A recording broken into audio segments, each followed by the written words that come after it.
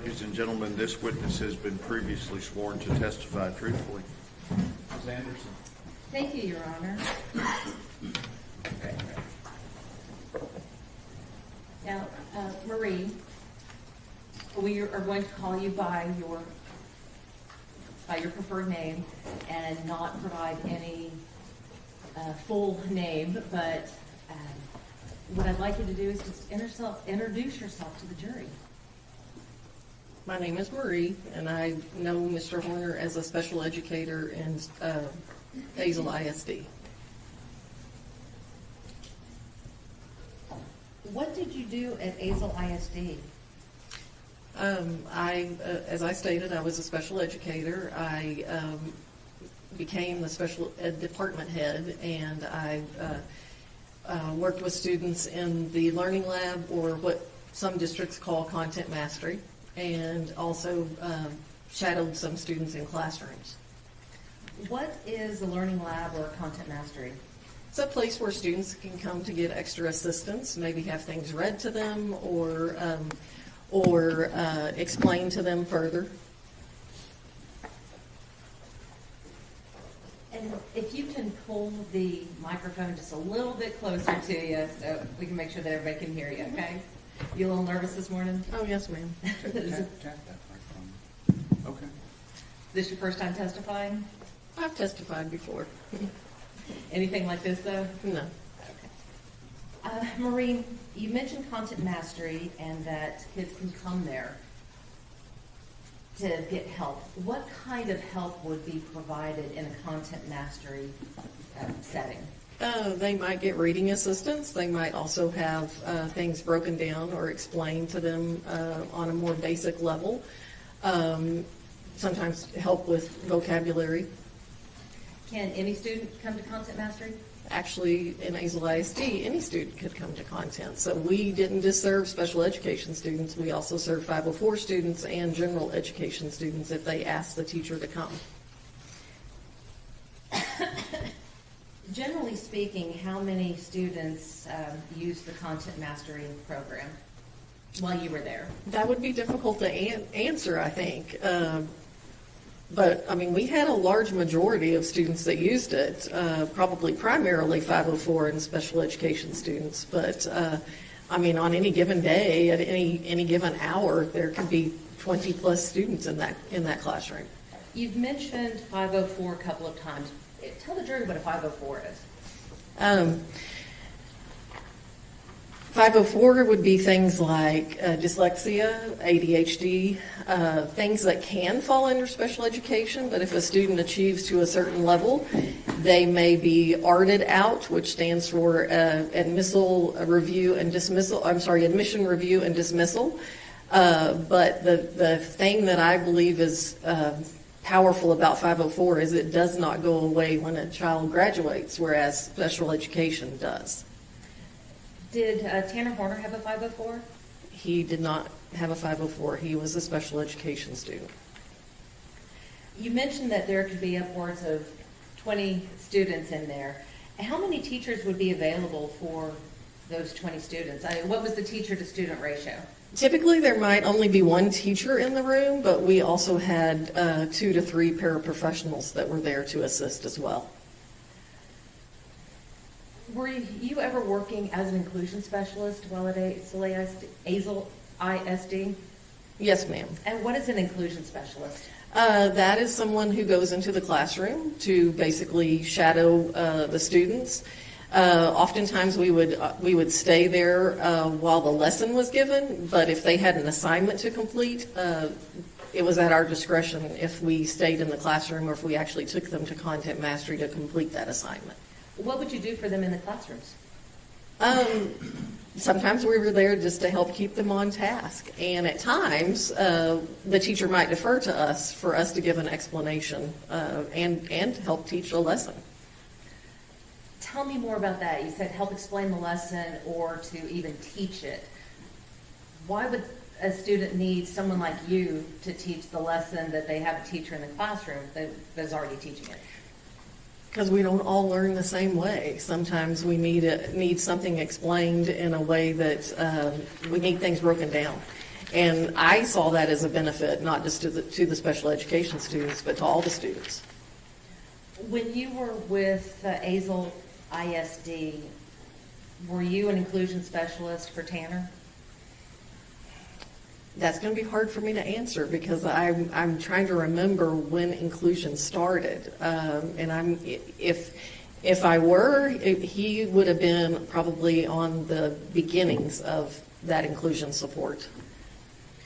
Well, Marie, during your time with Azle ISD, did you work with Tanner? I did. And how did you come to know him? Basically, he would come to content and we would be there to help assist. So, let's say he came in for a history lesson or a science lesson, we would sit down and and it wasn't typically just him, he probably came with a group and we would sit down with that group and maybe read some of the content again with them and then try to help them answer the questions that the teacher had sent for them to complete. When you first met Tanner, what was your first impression of him? He was a pleasant young man. Did he ever talk to you about his home life? Not a lot, but also remember I said I was the special education department head, so I probably attended, I can't swear to all, but the majority of his ARD meetings. And again, that's admission review and dismissal. So I got to know my students pretty well. So How often would these ARD meetings take place? at least once a year, but sometimes on occasion, maybe more than that. When you have these ARD meetings, who attends? The guardian is always invited, obviously, a parent and or guardian. There's always at least one special educator in the room that has them in class, as well as a CTE teacher, their career-oriented teacher had to attend, and then obviously regular education teachers would attend. What is the purpose of the ARD meeting? To review a student's accommodations, to make sure that we're doing everything that we can to meet their needs in the classroom. When Tanner had his ARD meetings, do you recall who attended? As I recall, I might have met Mom on one or two occasions, but typically it was his grandmother that attended. And what were your impressions of his grandmother? She's a very sweet lady. Did his grandfather ever attend? Yes. And what was your impression of him? Again, he was always pleasant. Your Honor, may I approach the witness? Yes, ma'am.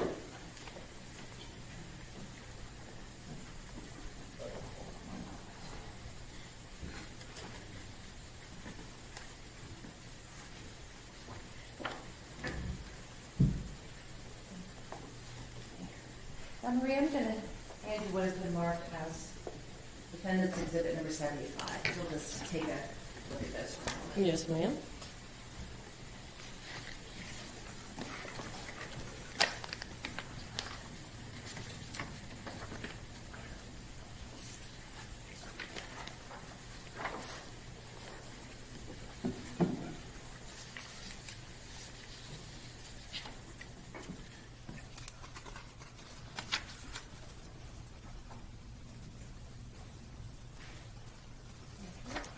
Now, what do you recognize Defendant's Exhibit number 75 to be?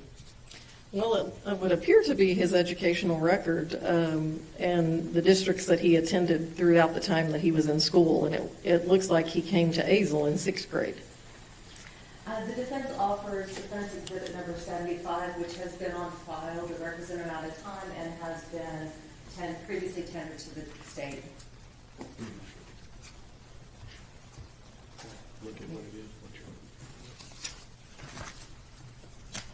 you're...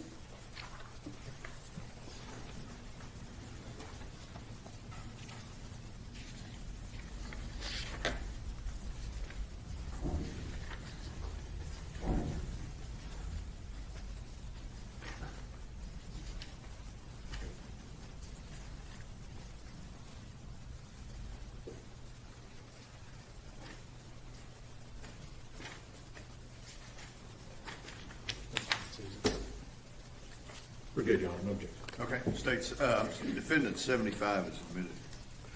Now, Marie, have you seen these records before? Yes, ma'am. And did you review them in preparation for your testimony today? Briefly, yes.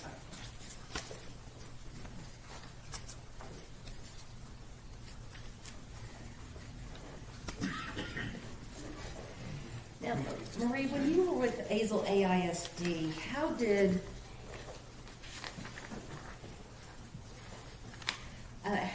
they code their special education classes? Well, for a period of time, you were able to look at a transcript and tell the difference between a special ed class and a regular ed class. But then we kind of slid into a period of time where the state required that everything look more consistent. And so unless you were on the teacher side, you really couldn't tell the difference. Can you tell the difference when you look at a transcript?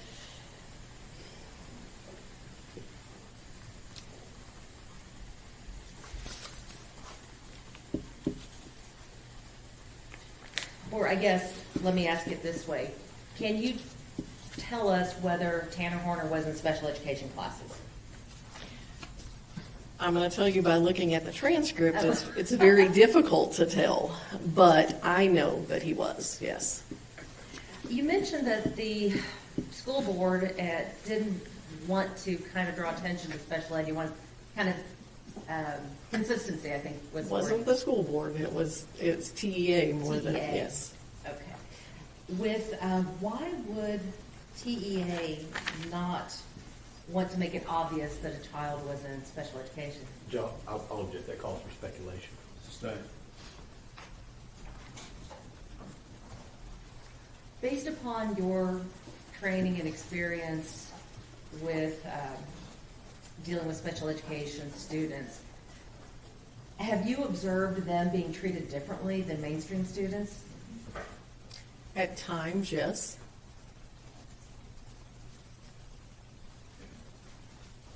In looking at Tanner's records there, are there any categorizations which may have indicated that he needed any sort of special services?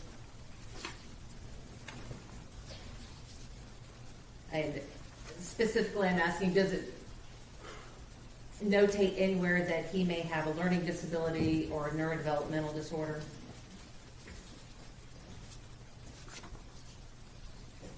And these particular records that I have here, no ma'am.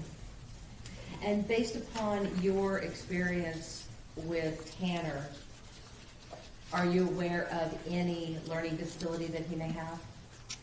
Yes, ma'am. And were you aware that, or are you aware of any neurodevelopmental diagnosis that he may have? Yes, ma'am. And what is that diagnosis? Well, I know he was a student he was classified as a student with a learning disability. I can't tell you the subject it was in, I just remember that. And I also know that he was considered on the autism spectrum. To your knowledge, did anyone, without naming names, did anyone at the school perform an evaluation to make that determination? Well, yes, ma'am. Otherwise, they couldn't be under that heading.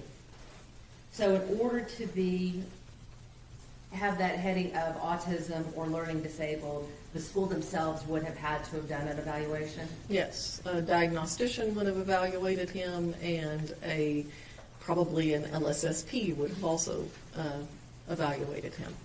So somebody just couldn't come in there and say, hey, I'm autistic, or hi, I have a learning disability, put me in these classes? No, doesn't happen that way. It has a process? Yes, yes, ma'am. And if they don't meet the criteria, would they be allowed to be in those programs? Judge, I'll object as to leading this witness. Don't leave your witness. You may answer the question. You may have to restate the question, I'm sorry. In order to be in the program, would you have to have a diagnosis? Yes.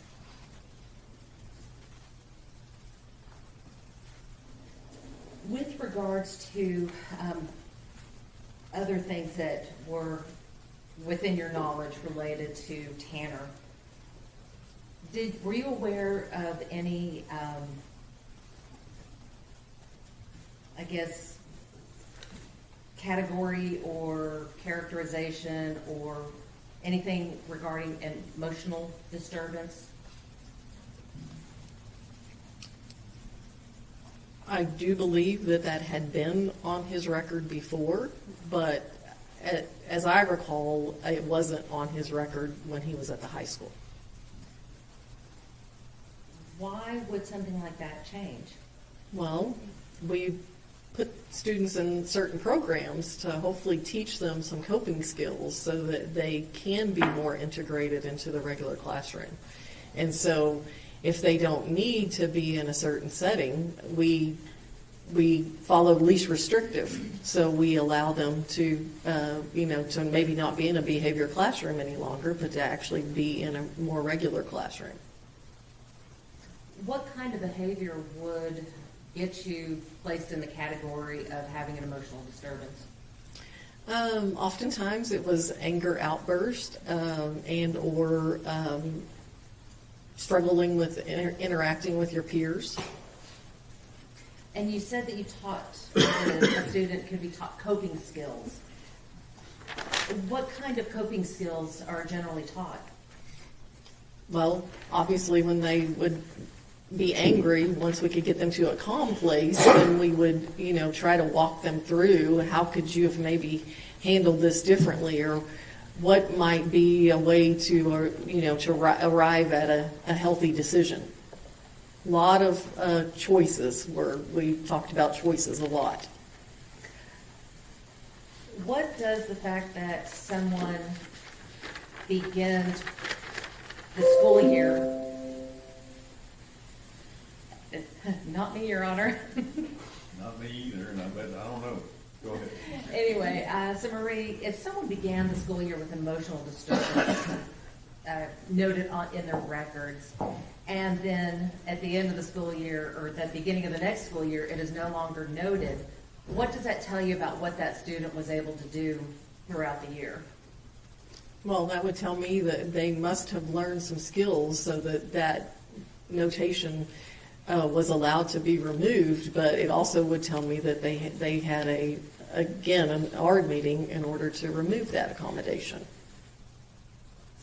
Now, Marie, you talked a little bit about content mastery and that you worked with Tanner in content mastery. Do you recall what classes he would have needed help in?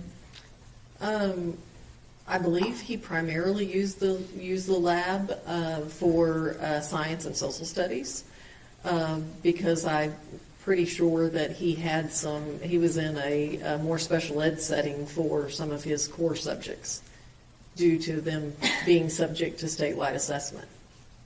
What do you mean statewide assessment? Well, STAR testing now, but I believe he was probably under, can't remember. He could have been under tax instead of STAR.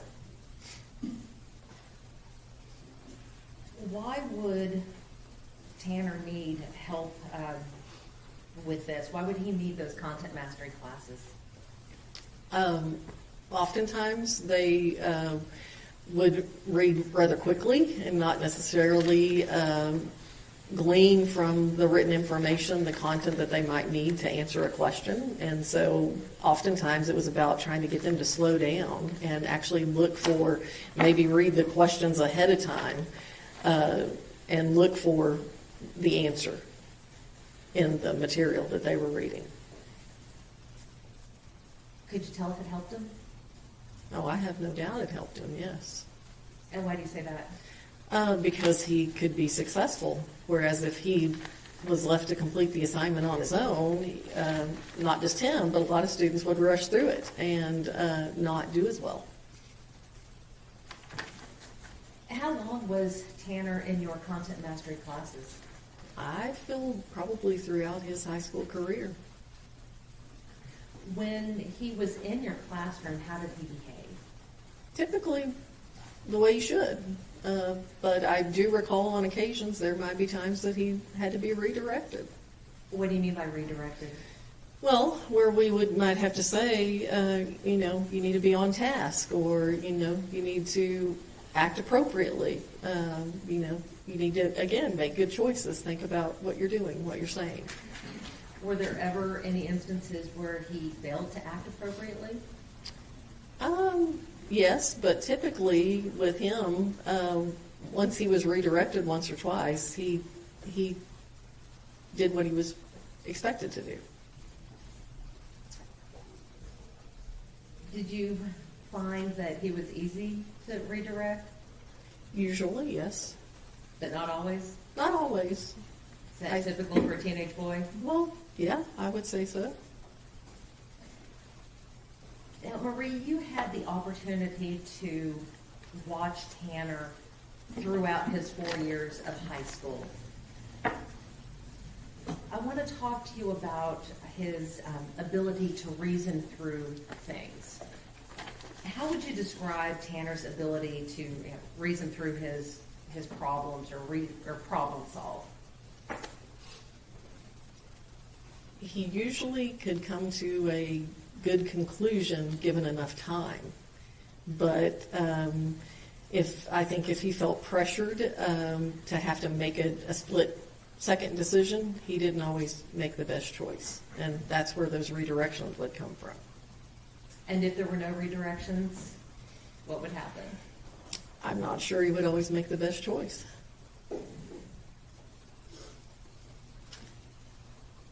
How was he in relation to the other students? Was he able to problem solve when issues came up with the other students? Most of the time, but I think there might have been a few instances where he couldn't. I mean, I feel like, and I'm not sure if it's a part of this record or not, but I know that he did get into some trouble, at the high school.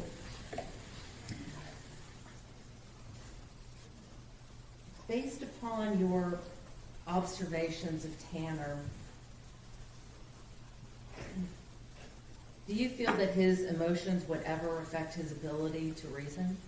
Yes. And why do you say that? Because I think if he got over angry or maybe felt like justice wasn't being served to a peer, more so a peer than maybe even himself, that he might act in a way that wasn't, what he would do otherwise. Did you ever see him act out in that manner? Yes. How often did you see that with Tanner? It was pretty rare. Maybe once or twice in the time that I recall him being while he was at the high school. In the 4 years that you spent with Tanner, did you ever see him get physically aggressive with anybody? I know there was an instance that happened, but I don't believe I saw it. I don't think I witnessed it. When Tanner would become upset or have these instances that you were talking about, was he able to calm down on his own, or would he need someone else to help him? He oftentimes needed someone else to help him. What would that someone do to help calm him down? Well, sometimes it's about not talking and just providing a safe place to be until he was in the right frame of mind to talk about the circumstances, and maybe then help him frame what a better choice might have been. Were you ever one of the people that helped calm him down? I feel like on at least one or two occasions, yes. Now, Marie, you talked a little bit about disciplinary records and said that you felt that he had at least one incident. In looking at the records, can you tell whether or not, or how many instances there were of fighting or mutual combat? Looks like there are 2 on this record. A lot of the others are really more about, like code of conduct, which might be dress code or something like that, and not necessarily a physical altercation. I think there's only 2 fighting or mutual combat on here. Well, let's talk about the fighting and the mutual combat. Can you tell from the records what happened during those altercations? No. Can you because- tell who started it? No. What kind of policy did the school district have at that time regarding any sort of physical contact like that? Zero tolerance. So if two people got in a fight and one person was defending himself, would they still be tagged with fighting or mutual combat? Yes. And from these records, can you tell whether or not Tanner was acting in self-defense in those cases? No, ma'am. Can you tell if he was acting in defense of a third person in those cases? No, ma'am. Just if there's any sort of contact, that's what it's labeled as? Yes. And it doesn't matter who starts it? No. You mentioned the code of conduct violations. Let's talk about that for a moment. You had mentioned that Tanner had several code of conduct violations on his record. For what can a student get a code of conduct violation? Well, it could be dress code. At that time, it could have been that they came to school and needed to shave and refused to shave, and then we had to, make them shave. I can't remember if he was under our ID policy or not, but it could have simply been that he didn't have his ID on, if that was required. So when we're talking about code of conduct violations, we're not talking about any sort of violence, are we? Typically not, no. That's going to be more of the fighting and mutual combat.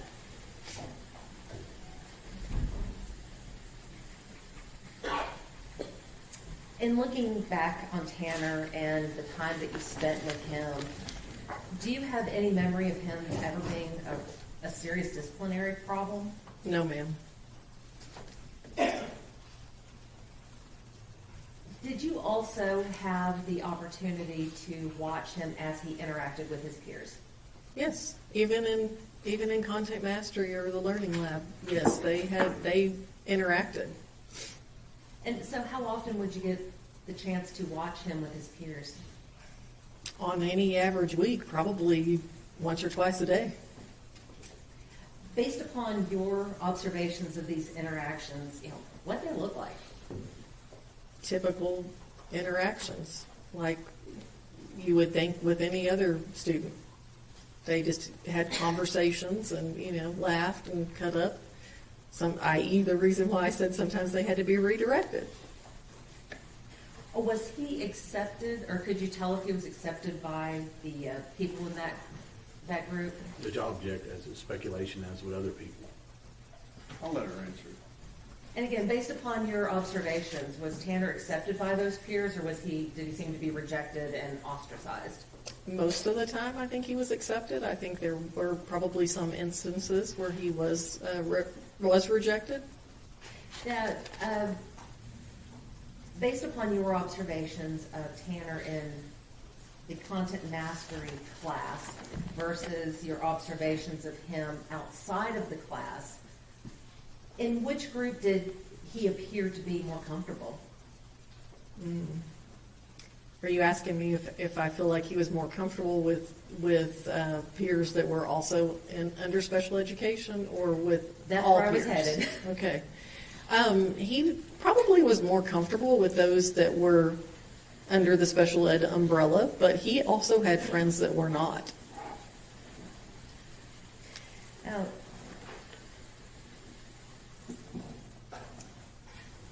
did you ever see any instances where Tanner had difficulty fitting in, or he was teased, or, I hate to use the word bullied, but, kind of mistreated by other students?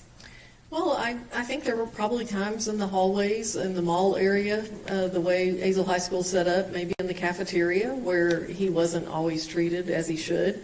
And a lot of times we would not intervene unless it escalated to a point that we felt like we needed to, because they have to learn how to manage those relationships. You talked about Tanner being in the content mastery, and you talked about having him for 4 years. Did Tanner ultimately graduate from high school? Yes. Based upon your observations and your interventions with him, could you tell whether graduating from high school was an easy task for Tanner? I don't think it was an easy task, no. Why do you say that? Well, I mean, because, I mean, an average kid struggles, but I think a student under the special ed umbrella struggles more because it's hard for us to level the playing field and make sure that they have the accommodations that they need to be successful.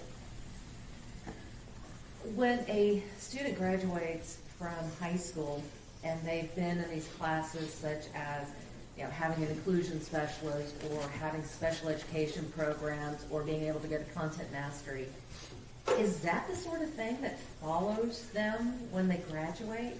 No, ma'am. A lot of people don't know this, but special education ends when a student graduates. And they're expected to acclimate and fit in and, you know, just move along through society without accommodations that they've had for, in his case, more than 4 years. So looking back at everything, was Tanner more able to complete his tasks when in a structured environment? Absolutely. Was he more able to be redirected while in a structured environment? Absolutely. Or was he able to overcome the emotional disturbance label that he was given? I think so, for the most part. The last thing I wanted to ask you about, Marie, is you had said that you thought Tanner was a good kid.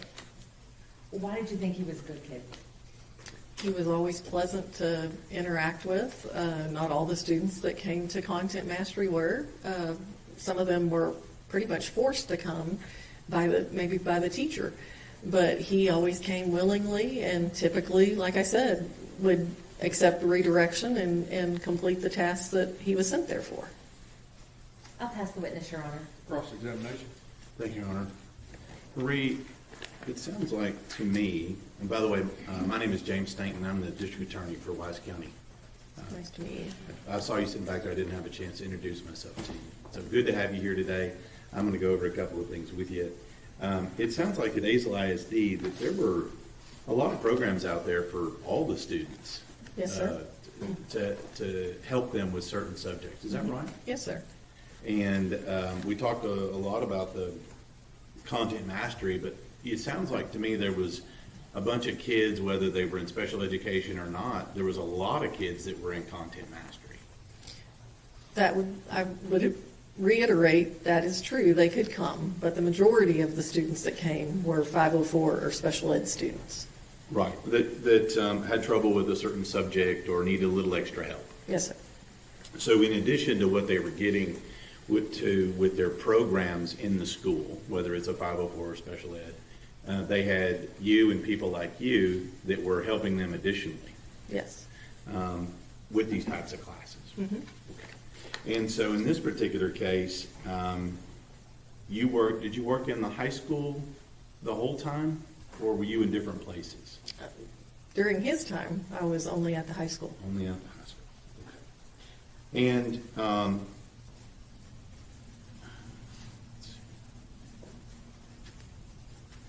now, I'm listening to your answers here. Do you feel like you have a pretty specific memory of the defendant, Mr. Horner, in this case? Yes, sir. Okay. Because it's been a couple of years. Mm-hmm. Been a few. So let's talk about that a little bit. I think you referred to him as, it sounds like when he was attending your classes and things, he was able to listen and learn like the rest of the kids. Is that right? For the most part, yes, sir. I think we talked a little bit about him being redirected, but I'm going to guess he probably wasn't the only kid in there that needed redirection. No. Okay. And that was, it seems like to me from what you're saying is that probably most of the kids in there may have needed a little redirection. Yes, sir. Or maybe a little assistance with their focus. Yes. Okay.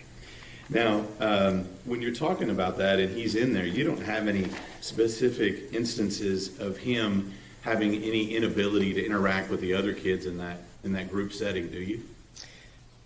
Well, I was actually thinking about that this morning and even last night. I recall at least one incident where not just myself, but one of the paraprofessionals in the room, and oftentimes, I mean, it didn't matter who the kid was. We would say, "Hey, look at me.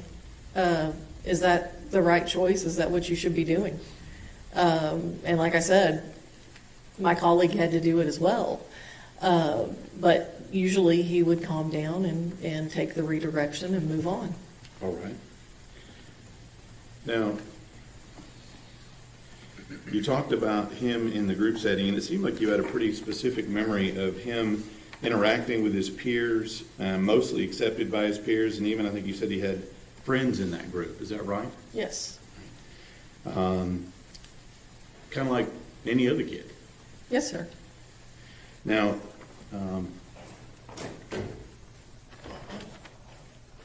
I won't get into this too much. We talked about incidences of fighting or conduct and the whole zero tolerance. This also asks you about defending people and other things, but what it also doesn't say is whether or not somebody actually did start it and was assaulting someone else. Yes. Yeah. The record is very vague. Right. So, and it sounds like to me, you had quite a bit of interaction over a 4-year period with Mr. Horner, is that right? Yes.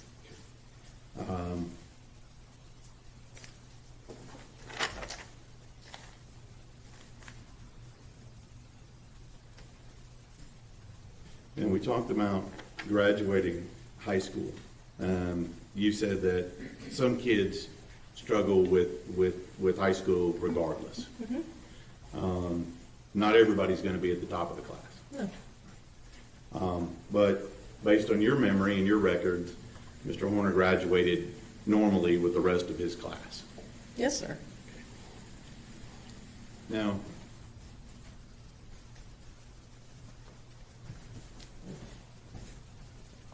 at some point, you'll agree with me that your training and your help for the particular student is going to go away because they're 19, 20, 22, 23 years old, right? Well, special education technically in the state of Texas ends when a student turns 21. Okay, thank you. But regardless, you know, people are going to grow up, right? And at some point, they're responsible for their own actions, right? Yes. The school can't just be responsible for them when they're 30. No. Now, try to make sure I cover all this here. And I didn't use your name. I referred to you as ma'am. Is that okay? That's perfectly fine. Okay. I'm a little old school, so.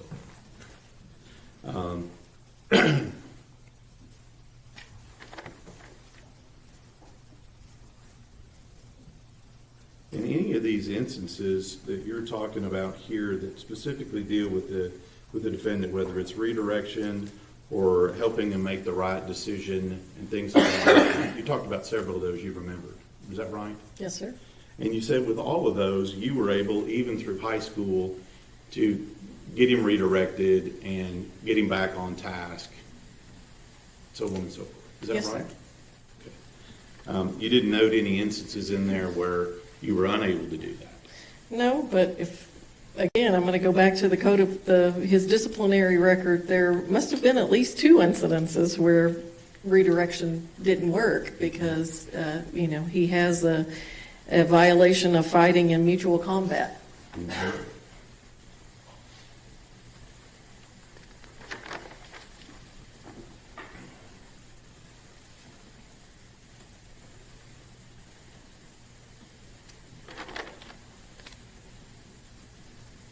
That's what it's wrong. Redirect.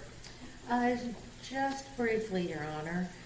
Mary, with regards to the disciplinary record, have you had the opportunity to look at the disciplinary records of students in Azle ISD throughout your career? I can't say throughout my career, but in the role that I had after I left the high school, I saw many, and so yes, ma'am. And how did Tanner's compare to those? Well, his was pretty short in comparison to some that I've seen. The state asked you about graduating with all of the other kids. In order, well, while Tanner was in high school, did he have accommodations? Yes. And were those, tell the jury whether you feel he would have been successful in graduating without those accommodations. No, ma'am. I don't think he would have been successful without them. So the only reason he graduated was because of the interventions of you and your team? Well, and his own tenacity, yes. Tell me about his tenacity. He worked hard to achieve.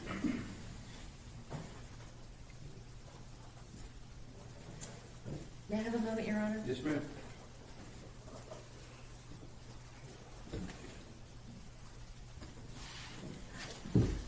Nothing further. Thank you, ma'am. Or Marie. Mr. Stegman, Let the brother on. may this witness be kindly excused? No objections. Thank you, ma'am. Yes, leave those with me. Okay. Who do you have next? Gary Beatty. This is the witness. Where is the witness? He's in the back. Come here. Gary. I got it.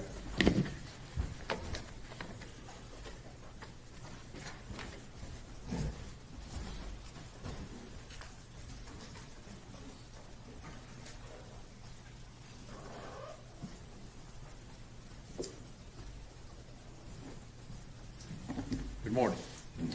Raise your right hand for me. You solemnly swear or affirm testimony given this cause to be the truth, the truth, and nothing but the true self you got.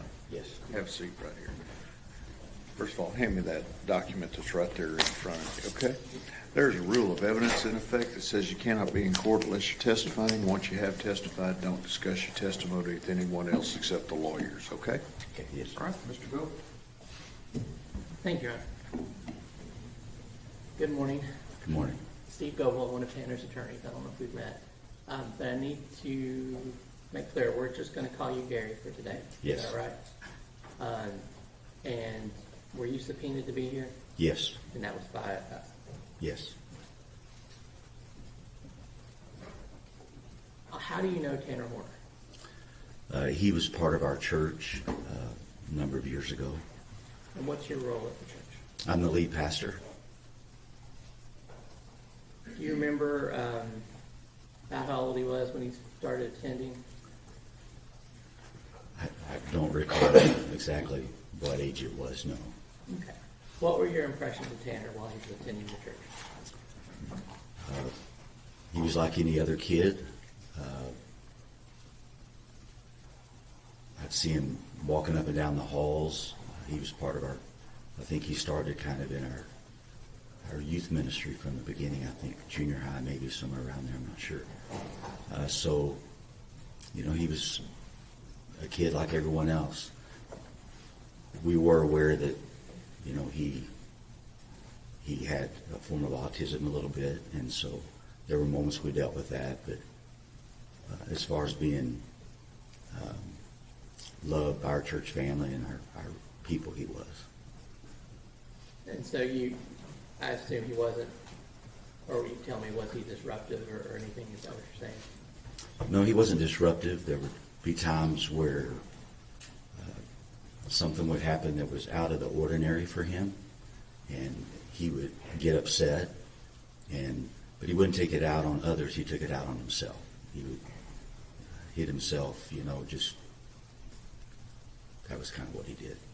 Now, as the pastor, were you able to have one-on-one conversations with Tanner?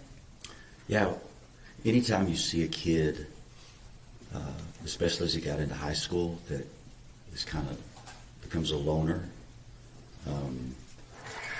As a pastor, you know, even as a man, you want to try to help someone like that. So we would have conversations and try to speak into his life. and help give some guidance and direction, find out where he was at. Yeah. And did he participate at church? Yes. Did you have programs that he could be involved in, and what would they be? So at the time, in our youth ministry, we had what was called, it's fine arts. It's a big form of competition for teenagers of all ages from all over the United States. And we had a stomp team that has drums and then different kinds of equipment, and so we had won state and won nationals. And Tanner, he was kind of a loner, trying to find his place, being a little awkward at times. I don't think he knew where to fit in. But when he got on that team, because you had to try out for that team, he didn't just get on it. He made it, and I think that gave him a sense of belonging. And then the senior students around him were strong Christians and had known him and knew how to work with him, and so he became part of that team. So did that involve music? Yes, it was music. Yes. And did Tanner show any inclination towards music? Yeah, Tanner loved music. Yeah. Now, was there a point in these competitions where something went wrong and got him a little frazzled? Yeah, so we won state, and we made it to the national competition. These competitions, there's 12 to 15,000 students. Not all of them are competing, but it's a large group, ranging from doing vocal solos, a number of. But for our team, they had practiced, and it was time to go in. We went in, and I can't remember if he forgot his stick or his stick broke. You broke it, yeah. He broke his stick, so the routine had started, and you got these judges sitting in front of you. It's pretty intimidating, but they had prepared, and his stick broke, and when it did, it put him into a panic. I think a lot of it due to his autism a little bit, but also just letting the team down. But the senior ones around him, I think, threw him a stick, and then one of them used their hands, so they made it through the routine. But for some reason, that really impacted Tanner, and as soon as it was over, he ran out of the room, and you could tell he was upset and angry, but he wasn't violent toward anybody. He was just really upset with himself. Yeah. But that's something that could have happened to anyone, right? Yeah. When you're in high pressure competition like that, and you've won nationals before, yeah, the pressure can get to anybody. But Now, well, I mean, in terms of like the stick breaking on stage. yeah, that stick, kinda has happened, no control over that. Right. Yeah. And he didn't see it that way. No. For him, it was, since it was not in the normal routine for him, he didn't know how to deal with that. Now, you talked about this team was kind of competitive. You had to try out to get on. Yes. Did it require a lot of practice? Yes, sir. Lots of practice. So they were there about how often during the week, you know? It depended on how intense the competition was, and then on the group. But that particular year, we had some very strong drummers and musicians, so I would imagine they practiced 2 to 3 times a week. That would probably be the average. How long have you been at your church? 29 years. Do you remember who attended church with Tanner? It was Bill and Jackie Harbison, And who were they? his grandparents. Do you know who was raising Tanner when he was attending your church? Bill and Jackie, yes. And what were your impressions of them? Bill and Jackie were really good people. When they were attending our church, yeah, they were very good people. Yeah, they were very connected in our church family, loved our church family, and just good, solid people. Now, just from your knowledge, did you know why they were raising him? Yes, Tanner's mom was pretty much not present. She was in and out of his life, a lot of drugs. And I think she'd been in prison or jail a few times. So I didn't get it to interact with Melissa very much, but was aware of her history, yes. But you did meet her at some point? Yes. Did she not attend regularly like No, Bill and Jackie no. and Tanner? No. If she was out of jail or would happen to be home, she might come on an Easter or something like that, but there was no regular attendance and no connection at all. Did Tanner's sibling attend too? Yes.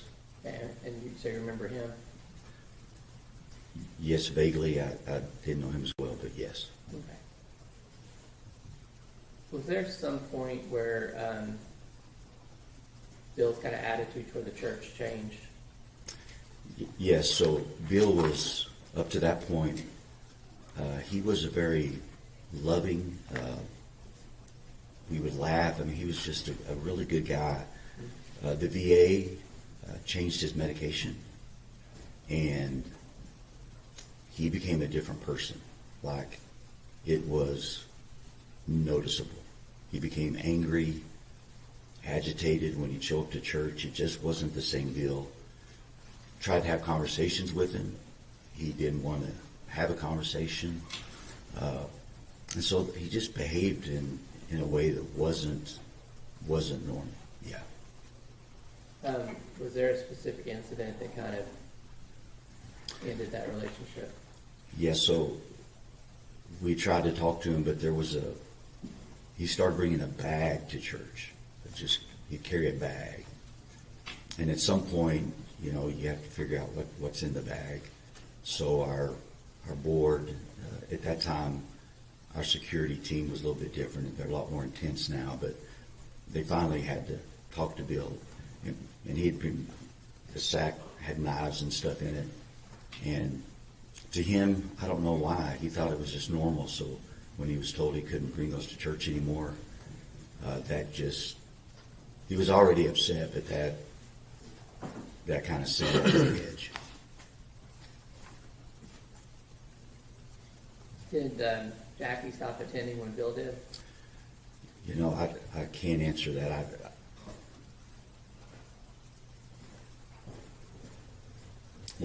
Well, let me put it another way. Did you have some interaction with Jackie after Bill quit coming? Yeah, Jackie would reach out right after that, and she understood something was wrong with Bill, but I don't remember how long she attended afterwards.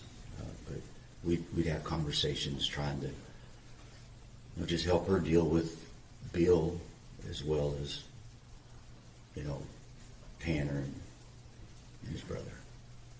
Now, you said we've been talking about kind of junior high and high school for Tanner. Yes. When did you last have contact with Tanner? My last contact was after the incident that we're dealing with now. But when he got into high school, Yeah. and he was able to drive on his own, he didn't come all the time. He kind of had his own life and was developing that, but he would still come off and on. I think after graduation or right before graduation, we present a Bible to every senior, and he was there the day we presented his Bible, and that was a big moment. So I think as a pastor, that was probably one of my last encounters with him that I can remember, yeah. And then you said you had an encounter with him after the incident. Yes, sir. Did he initiate that, or you, or how did that happen? I believe he initiated it, so I received a call that he wanted to visit with me.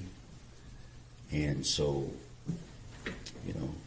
as a pastor, we don't always get to do the easy things we do what we're called to do. So I met with him and just wanted to make sure he was okay. And wanted to make sure he understood, really what had happened. Because with his autism, and I don't know what range of the spectrum he was, but connecting things together was, sometimes you had to really help him connect that. So I just felt like, all right, number one, I need to go pray with him. And then two, I want to make sure he understands fully what went on. So we went and we had a good conversation, I felt. And talked about the reality that, as far as his physical life, it was never going to be the same. And so the only way that he was going to get through that is if his spiritual life, if he, really turned his life over to God, he was going to need God's strength to get through all that he was going to face. But his life was never going to be the same physically, but spiritually, I wanted to make sure that his heart, his soul was taken care of. And you said you did have a chance to pray with him? Yes, so I talked to him. We prayed the sinner's prayer together. And then I believe he requested a specific Bible. I can't recall if that Bible was actually delivered. I don't remember. I want to say we did, but I can't remember. I understand, and that's been a little bit of time. That's right been after long. you went in. Yeah.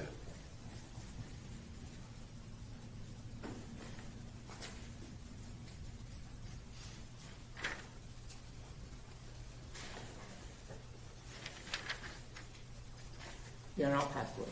Cross-examination. Sir, I want to talk to you just a little bit about a couple of things. You testified initially that Mr. Horner was able to participate in this youth group. Yes. Right? In this, yeah. And he program. was able to go to practice several times a week Yes.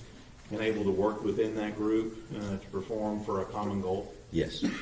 And in fact did well enough that they were able to place and do well on a big stage. So. Yes, sir. And he was, and how long does it take to do that? Is that a couple of year process that you have to get kind of together and practice? You have to work with all these people?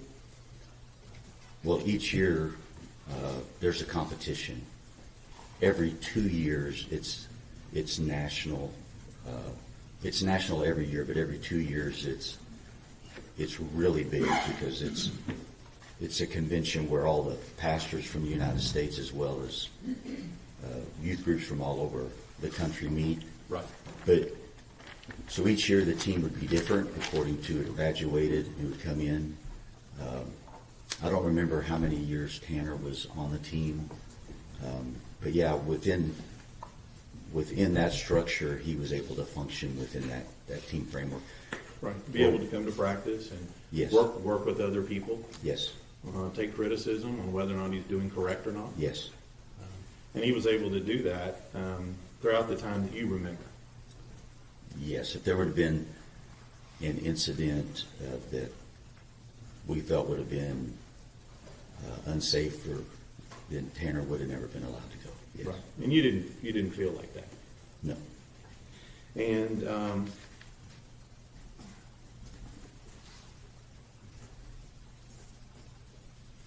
it sounds like that you guys at the church were ready, able, and willing to provide Tanner and his family with whatever support they needed. We did our best, yes, to help Bill and Jackie. Right. And They're there for raising their grandkid, right? yes, And I'm going to speculate here a little bit, but that's probably not the only grandkid you've seen in the lately raised by grandparents. no, happens quite often, unfortunately. It's unfortunate, but you're telling us today that he did have that support network with his grandparents. Yes, Bill and Jackie, yes. And he also had it at his church family as well. Yes. Now, you talked a little bit about the last time that that you saw the defendant, Tanner Horner, correct? Yes. Do you remember what day that was? No, sir, I don't remember the day. And you said that you talked to him, and I think that you said you wanted to understand what had happened. No, I wanted to make sure he understood the severity of what happened. Well, let me just ask you, in that conversation, what did he tell you happened in this case? Sir, I can't remember. I honestly don't remember. You don't remember him telling you what he did to Athena Strand? No, sir. Did you ask him? I don't believe I specifically asked that, no. I knew what happened, and so I just want to make sure he understood what happened. Let me ask you this. You said you knew what happened. Yes. What did you know what happened? All I knew at that time was what had been out, and that is he was driving for, I think, FedEx, and had hit Athena, panicked, and then did what he did. That's all I knew. And that's what you discussed with him, about what you knew had happened. Yeah, I don't, sorry, I don't know if we got into specifics. I really don't. Okay. I just wanted him to understand the severity. Like, look, Tanner, this is real, and this is not going away. And I wanted him to understand that. Do you know now that that's not what happened? Yes, sir.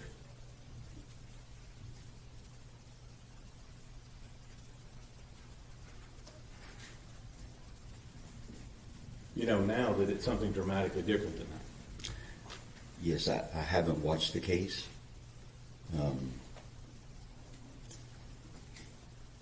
When you talked to him initially, the last time you talked to him, you knew that initial version, and Yes. that's what you were going in on him to talk about.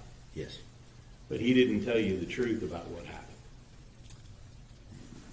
No, sir, I don't think we actually discussed the specifics. Again, my goal was simply I wanted to look in his eyes and, are you aware of the severity? Do you fully grasp what you did? But we didn't talk about the specifics, as I recall. Based on his version of it, Yeah, yeah. he knew what he did. Yes. But now you know that version's not true. Yes, sir. So he lied to you. Yes, sir. That's what regret.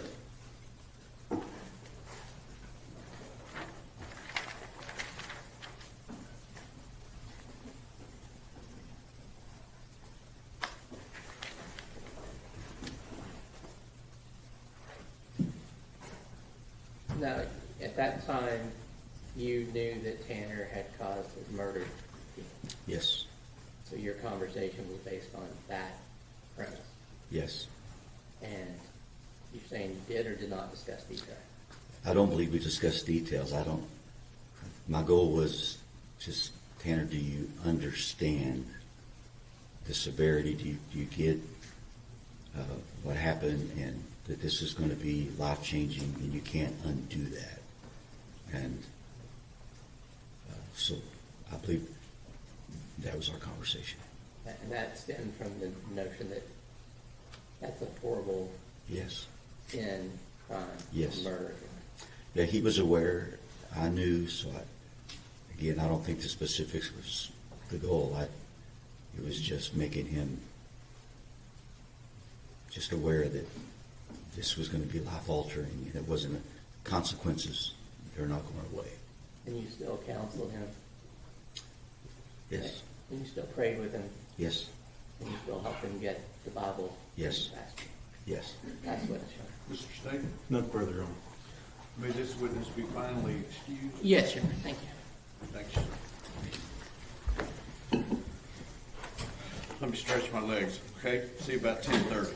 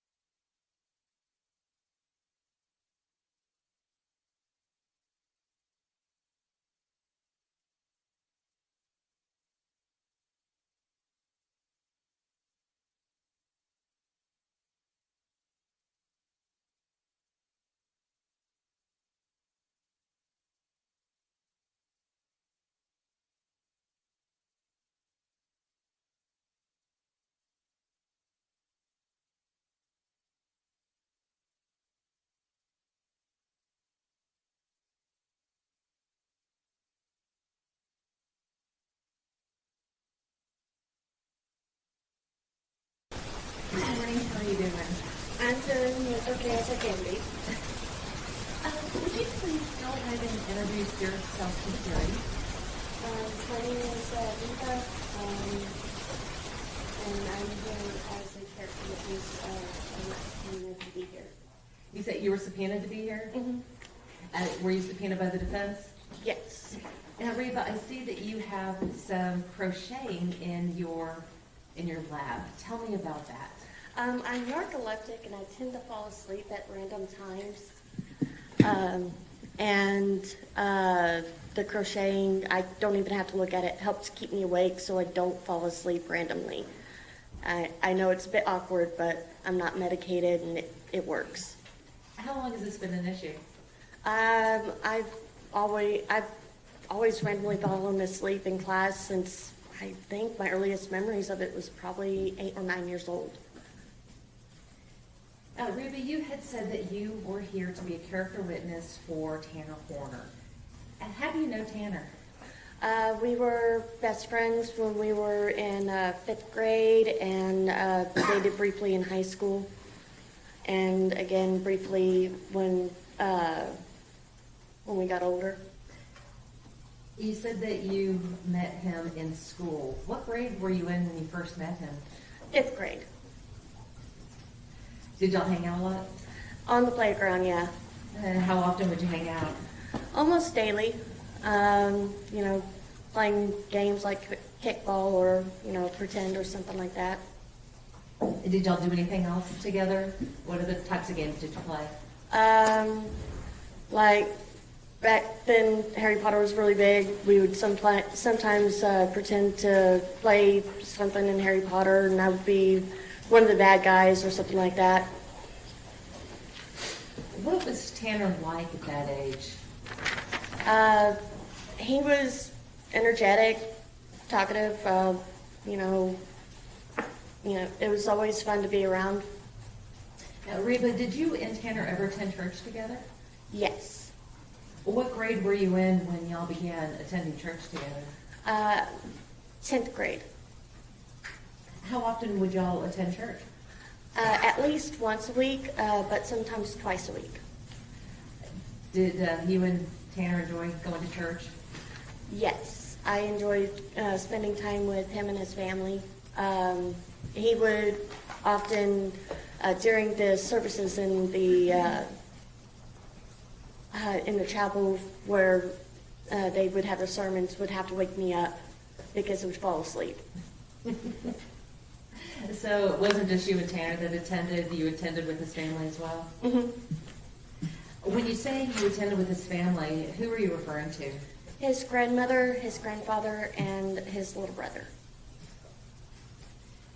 You said that you had originally met Tanner when y'all were in the 5th grade. Did you stay friends with him throughout high school? Yes. Did y'all attend high school together? Yes. What was Tanner like in high school? About the same. I mean, he was insecure about being in choir because his voice was changing. Were there any other things that he was insecure about? That one was the main one. He wanted to focus more on playing instruments and things like that. And try to have a music career when he grew up. When y'all were in high school, were you still hanging out together the same amount of time that you did when you were in elementary school? A little bit more. We had more freedom to be like going out to the mall and things like that. And what kinds of things would y'all do in addition to going to the mall? Sometimes we went out to eat with his grandparents, and it was really mainly going out to eat or at the mall or hanging out at his house. Well, you said that you and Tanner had briefly dated while you were in high school. Yes. Tell me about that. He was always really sweet, real gentlemanly. Again, this was a long time ago. But I enjoyed spending time with him back then. Well, how'd y'all make that jump from childhood friends to high school dating? He admitted to me that he had a crush on me And I'm like, why hadn't you asked me out? Because I'm the type that, you know, the other person needs to make the first move. I don't really catch the hint. Well, what was he like as a boyfriend? He was sweet and endearing back then. He was very supportive and seemed real protective back then of me when things were bad. When things were bad? Yes. Were things often bad for you? On occasion, yes. I had issues at home sometimes, and the kids at school liked to tease and make fun of me behind my back. And whenever he was around, it didn't seem to happen as much. As a boyfriend, did Tanner treat you well? Yes. Was he ever physically violent to you? No. Ever raise his voice to you? No. Did he ever pressure you into doing something that you didn't want to do? No. Oh, why did you two break up? I pulled a really dumb move on my part and wanted to date somebody else instead. And so I broke up with Tanner to date another person. How do you take that? Not too well. Why do you say that? He was upset, and he had every right to be upset. He, chased me and the other guy on after school across the streets. Well, did you think that he might hurt you? I mean, hurt himself because of the breakup? No, I didn't think about that. I mean, I was more afraid of the emotions rather than the actions. With the, after the breakup, did you still see Tanner? After the breakup, he did come to my house one time to ask, for clarification of what was going on. And he walked about 20 miles to my house, and I was more concerned about safety than the fact that he showed up. When you say safety, whose safety? His safety, because that was walking from Lake Worth all the way to Lahana, which is between Azle and Springtown. Oh, what kind of road is that? 199, and it's pretty busy. So when you say that you were afraid for his safety, was it just his safety while walking? His safety while walking. Well, after the breakup, did he seem to be depressed? A little, but after a while, we were still able to maintain some sort of friendship. And you said that he walked almost 20 miles to your house? Yes. Wanted some clarity Yes. about the breakup? hmm What did you think of this gesture? At the moment, I was just shocked that he walked that far, and I was more afraid of him getting hit by a car. So I didn't really think too much of it other than, are you okay? But you weren't worried that he was coming out there to harm you or anything, were you? Mm-mm. At some point, did you marry? Yes, I did get married to another man. After you married, did you maintain contact with Tanner? Off and on, yes. Are you and your husband still married? By technicality, yes. Have y'all separated? A long time ago. About how long ago? When he first wanted to separate, let's see, that would be about 15 years when he first wanted to separate. And the full separation was about 13 years ago. After you and your husband separated, did you get back into contact with Tanner? Yes. Why did you do that? Well, we were already talking back and forth for a while, like I said, throughout the relationship that I had with my husband. He, when things got bad, I would vent to him or, just catch up. Did you ever pursue him with a romantic interest involved? Yes. Was Tanner interested in dating you at the time? No, he wanted to keep it more friends with benefits type thing. And what do you mean by friends with benefits? Not exactly dating, but,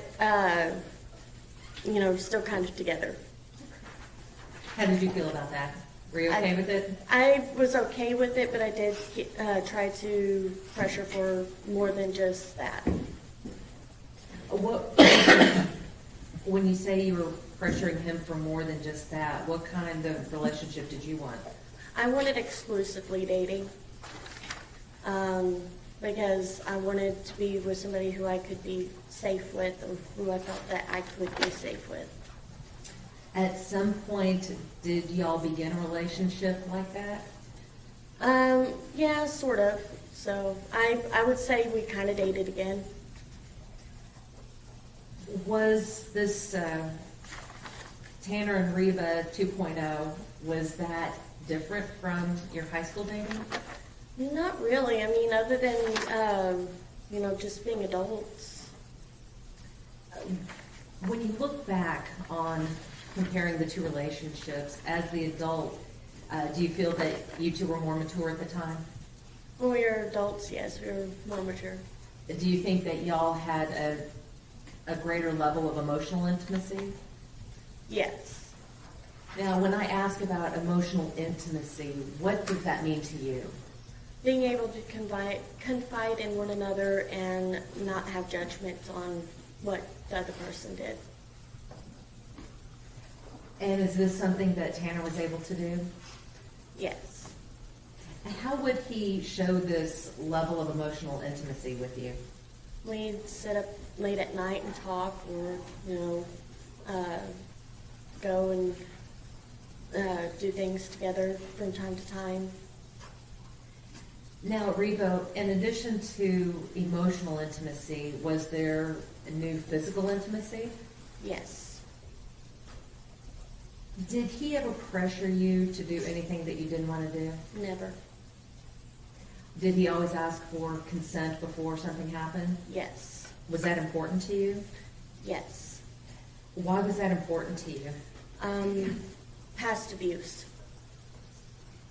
Now, Reba, how long did this new relationship with Tanner last? Let's see. About 3 months. Did you enjoy spending time with him during the 3 months? Yes. And why did y'all break up the second time? He was very clear that he wasn't ready to be a dad yet, and that he wanted to focus on his music and that sort of thing, which I totally understood. And then my partner that I'm with now wanted kids and wanted a family, so I took the chance with him. How'd that work out? We have been together for almost 13 years. When you were with Tanner before, how many kids did you have? 2. Now, after y'all broke up the second time, were you able to maintain a friendship with him? Off and on, yes. It would be sporadic whenever we got into contact. I hadn't really talked to him since 2017. Do you still have any mementos of your time together with Tanner? Yes. Tell me about that. It's a little black cat with a spider web on its belly. The day that we got it, we were in high school and at the mall. I had spent most of my birthday money on a book, and I absolutely had to have this cat, and I was $2 short. So he pitched in the rest of the money, and I got the cat. Do you still have that cat? Yes. So what happened when y'all broke up? Who got custody of the cat? I did. On occasion, while we were dating, the little stuffed cat would go to his house, but for the most part, I kept the cat. I'll pass the witness. Cross-examination. Briefly, Your Honor, thank you. Ma'am, My name is James Stanton. I'm the district attorney for Weiss and Jack County. I want to, just a little bit there, I see you knitting away. Do you knit faster when you're nervous or slower when you're not? Is it change? The speed changes from time to time, Okay. so rather, it depends on if I feel the stitches. Okay. Well, it seems like to me, and I think you've, and you said you've had this problem since you were how old? About 8 or 9 years old, I've been, I randomly fall asleep. I also have a condition called cataplexy, which means, like if I get too excited or if I'm spooked, that I will either go into a seizure-like event, or I jump and I fall, like all my muscles won't move. Well, I'm gonna tell you, I'm not gonna do any of that to you today, okay? I just note that, so you've had that since you were a kid, and now you're a mom, family, everything else. So it seems like you've kind of found a way to work around whatever problems you had or you were born with. Yep. Now, you did talk a little bit about an instance that you got the new boyfriend, and you said that Mr. Horner had chased you and the boyfriend. I'm trying to make sense of that.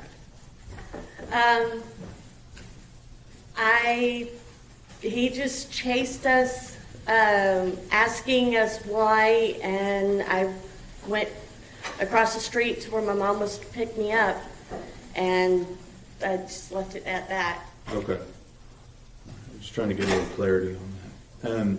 And it also, the big thing here is, you talked a lot about, you said you'd had some rough childhood. I'm not going to get into that. Said you've had some past abuse and things of that nature, right? Mm-hmm. But you're still a mom, got a family. And let me just ask you, just to be clear here, you're not a felon, are you? No. You haven't killed anybody? No. No sexual assault on your part, No. despite your rough childhood? Yes. And the last thing I'm going to ask you is that you said you're here to be a character witness for Mr. Horner. Is that right? Correct. Let me just ask you, do you know what happened in this case? I have heard. Let me, what have you heard? Objection, Your Honor, that's hearsay. Sustained. Tell me what you know about this case. Objection, Your Honor, that's based on hearsay. Sustained. Hang on, you don't have to answer.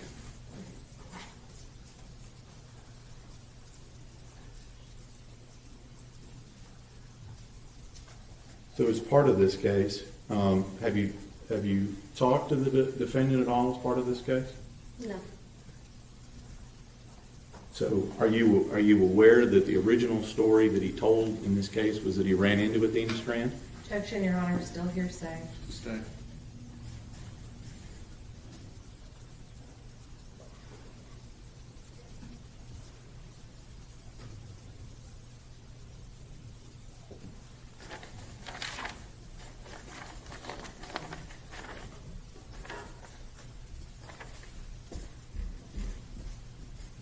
Pass the witness. Redirect. Yes, and Reba, I'm sorry, I was looking at my notes and I realized I had left a section out. So I wanted to ask you a little bit about Tanner's home life. Did you ever go to Tanner's house? Yes. And who did he live with? His grandmother and his grandfather? Was his father around at the time? No. What about his mom? Very sporadic. I think I've only, met her once, and he would hardly talk about her back then. When you met her, what was your impression of his mother? I did not have a very good impression of her. Why not? When I did meet her, we were going to Six Flags together, and I don't think she was in the right frame of mind at the time. And my parents were very strict about having adult supervision, and every time she tried to run off, we would have to go and find her, and it felt almost like babysitting. What did you mean by not in the right frame of mind? I don't think she was sober.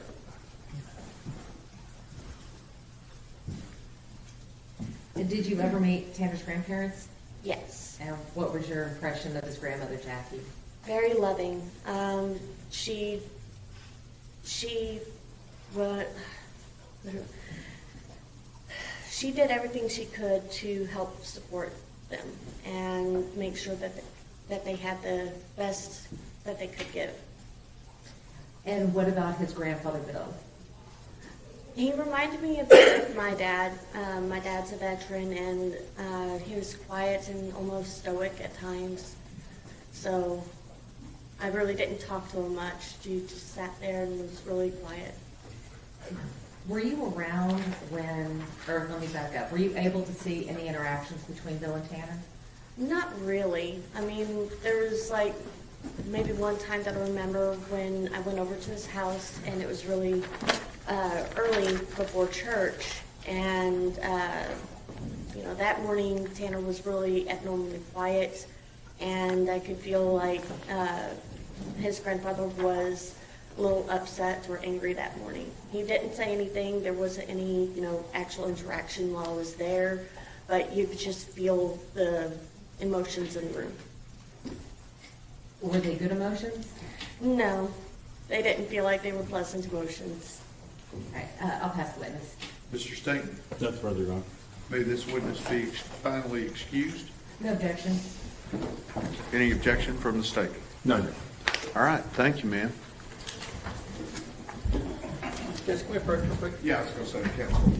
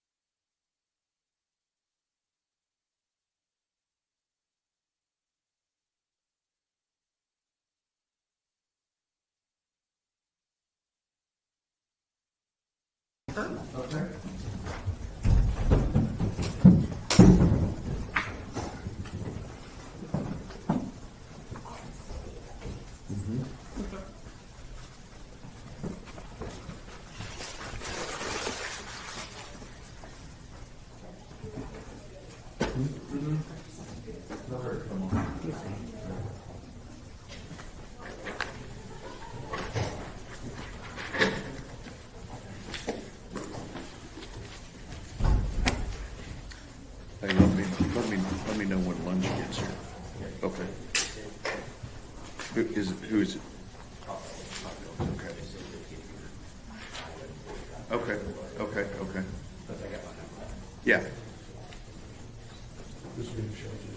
Huh? Okay. You get some time off? Slacker.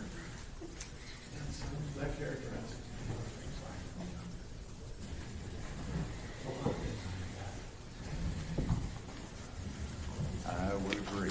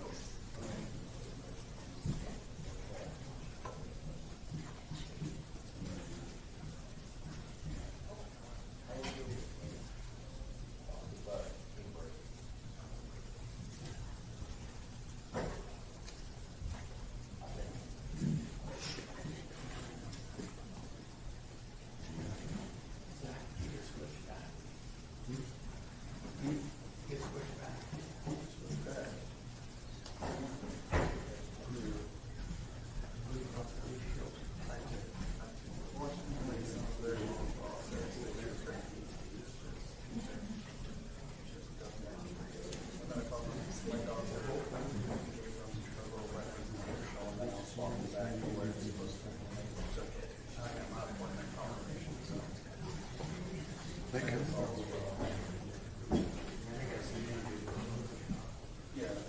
Here she come. Come in. Good morning. Yes, ma'am. And that chair is a little, it's county issue, so be careful. All right. Thank you for that. Raise your right hand, solemnly swear or affirm the testimony given this cause to be the truth, whole truth, and nothing but the true self of God. Rule of evidence in effect says you can't be in court unless you testify, and once you have testified, don't discuss your testimony with anybody else except the lawyers. Okay. First and last name for the court reporter and spelling. My first name is Amy, A-M-Y, and my last name is Fritz, F-R-I-T-Z.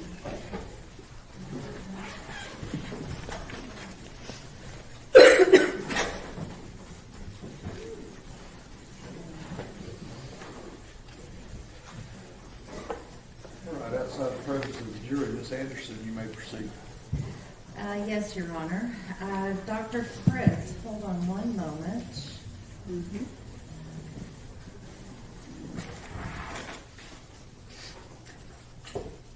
May I approach, Your Honor? Yes, ma'am.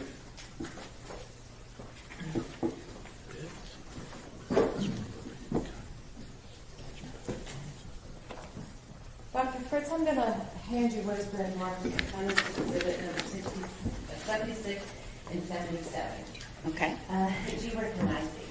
Yes, this is my CV or resume, and this is the report I wrote.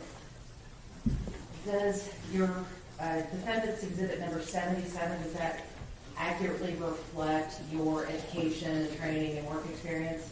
Yes, it does. And defense exhibit number 76, does that accurately reflect the findings and testing and evaluation that you've conducted in this? It does. Defense offers defense exhibits 76 and 77 that have been previously tendered to the state. At this point, I'll admit them for the record, and then in the presence of the jury, we can admit, or do you want to admit it for all purposes? We can pre-admit and admit them for all purposes, Judge. Okay, 76 and 77 are admitted.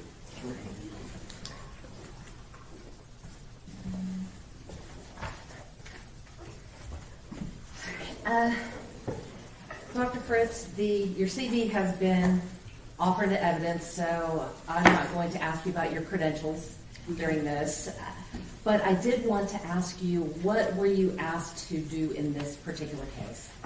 Sure. So I was contacted by the defense in order to opine on whether Mr. Horner has autism and the social communication traits that are specifically associated with neurodivergence. Did you perform any autism tests to diagnose autism? No. So as a speech-language pathologist, it's not within my scope to make that diagnosis of autism in most states. And I can, however, talk about the social communication aspects, which are like half of the diagnostic criteria from the DSM. Half the diagnostic criteria for what? For autism spectrum disorder. In your line of work, how common is it for an expert or for a doctor to rely upon the reports and findings and test results from other experts? I would say somewhat regular, especially, or somewhat common, especially in the forensic world. And what about in the clinical world?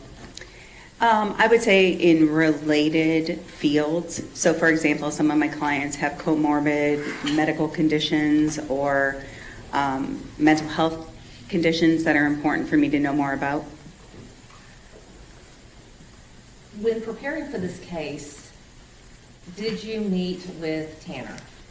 Yes, I evaluated him across 2 days, evaluated him in the jail, and I believe I was there for about 4 hours one day and 3.5 the next.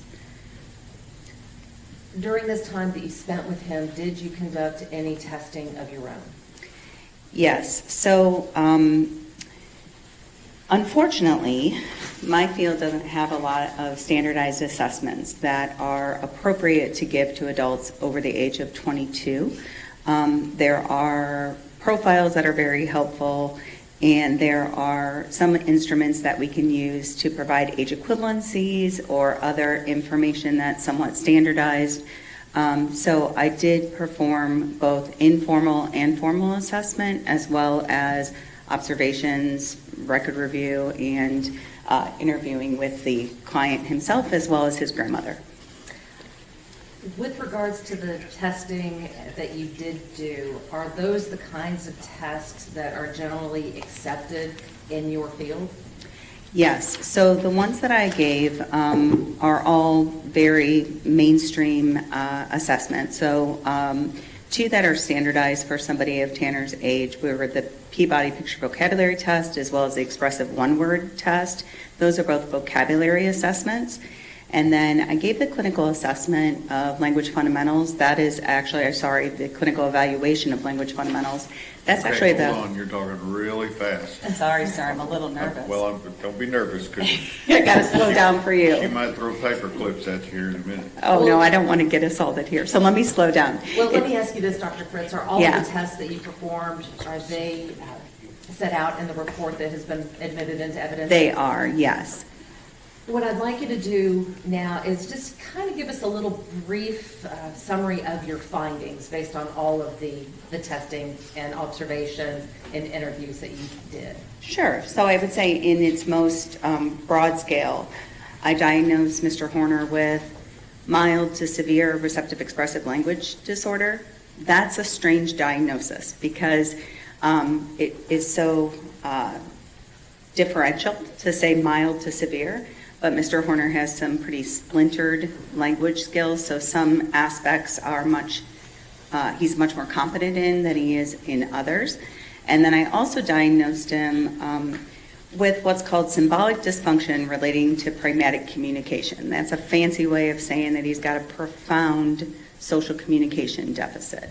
And that's secondary to his organic autism spectrum disorder diagnosis. So let's talk about these diagnoses.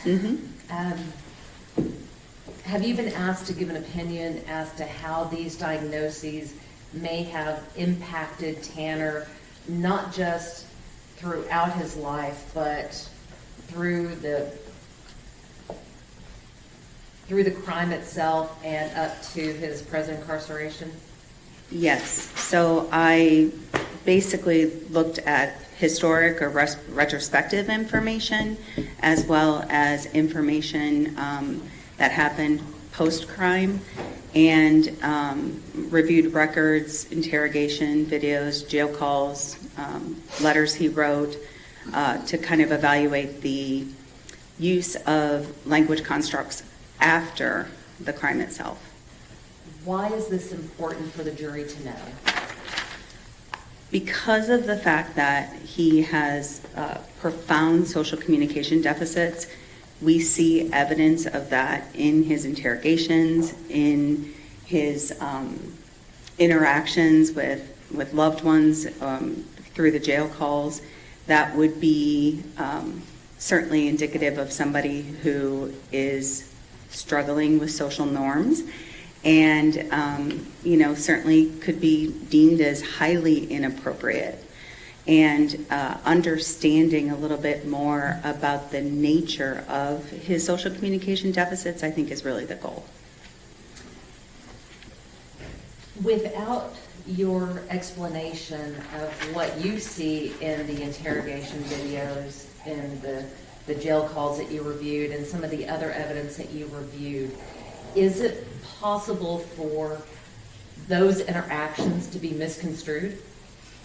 Absolutely. So if you look at the words he said, his demeanor, so how he says things in the interrogation, and certainly following in his letters and in his calls, he would seem completely heartless and very inappropriate at times. And being able to look at it through the lens of somebody who's on the autism spectrum and recognizing breakdowns or differences in social communication is something that I was specifically looking for. Do you think that testimony would assist the jury in deciding the ultimate issues in this case? I think it could. I'll pass the witness, Your Honor. Cross-examination. Thank you, Judge.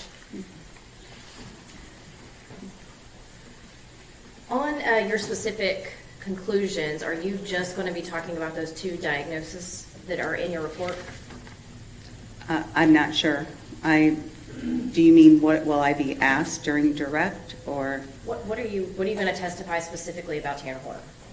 So the way that his social communication deficits, along with related, because I am an autism disorder specialist and expert, his related difficulties can be evidenced throughout the crime and his behavior afterwards. And do you have specific examples of that? Yes. And what are those?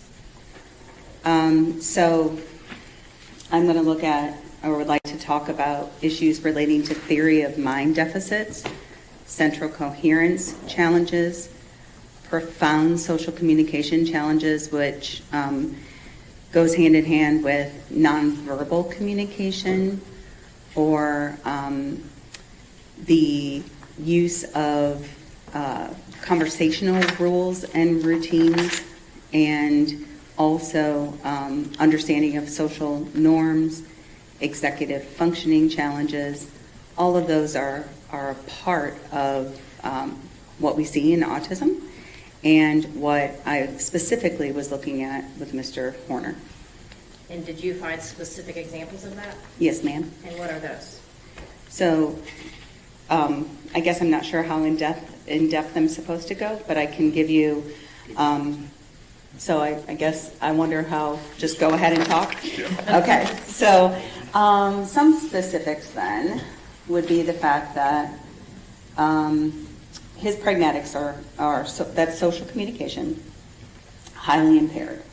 And he has what we call basic functional communication and an understanding of social norms in terms of scripted or typical, manners-based speech. So during the assessment, someone sneezed outside of the room and he's yelled out, "Bless you," because he knew that was an appropriate response.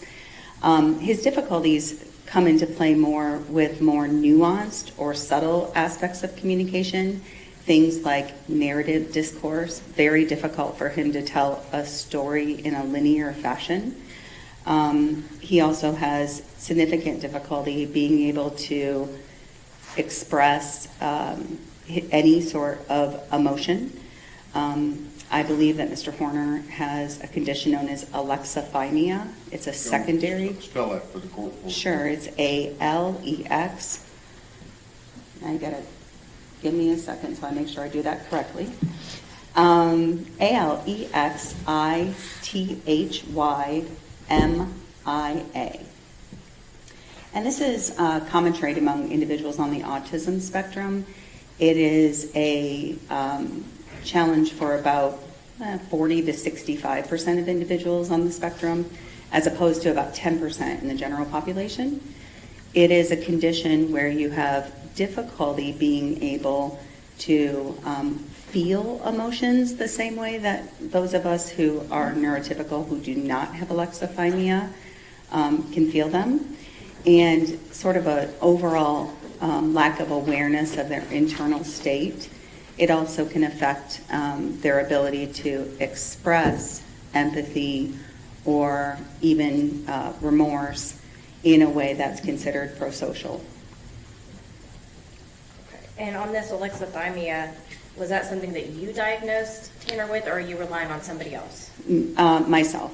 So alexithymia it's more of a trait than a formal diagnosis.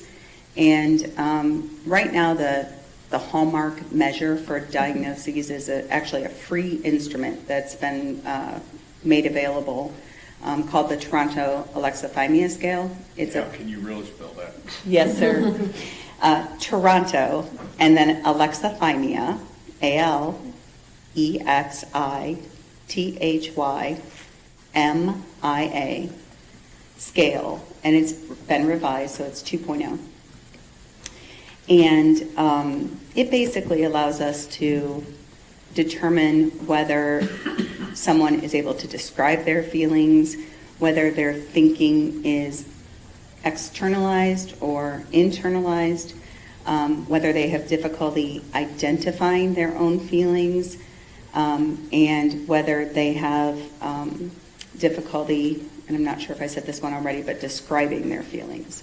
So Mr. Horner had difficulties in all aspects of relating to alexithymia.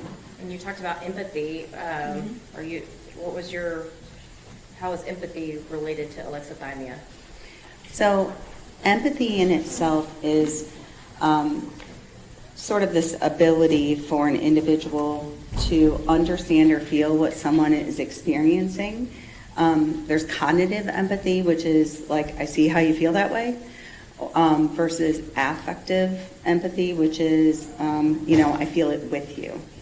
And Mr. Horner had difficulties, I think, in expressing empathy. But I am going to also assert that I saw evidence of him possessing empathy, which is really common in individuals on the autism spectrum. And your evidence of him expressing empathy, was there anything that you're going to discuss that is not included in your report with regards to that? Mm-hmm.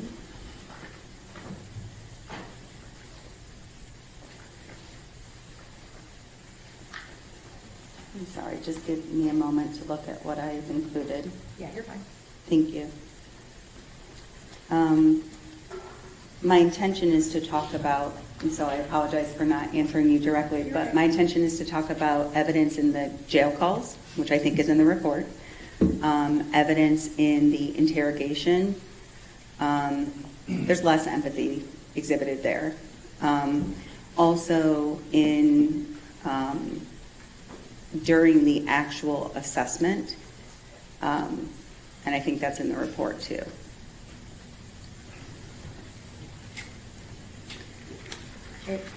And what part in the assessment was empathy?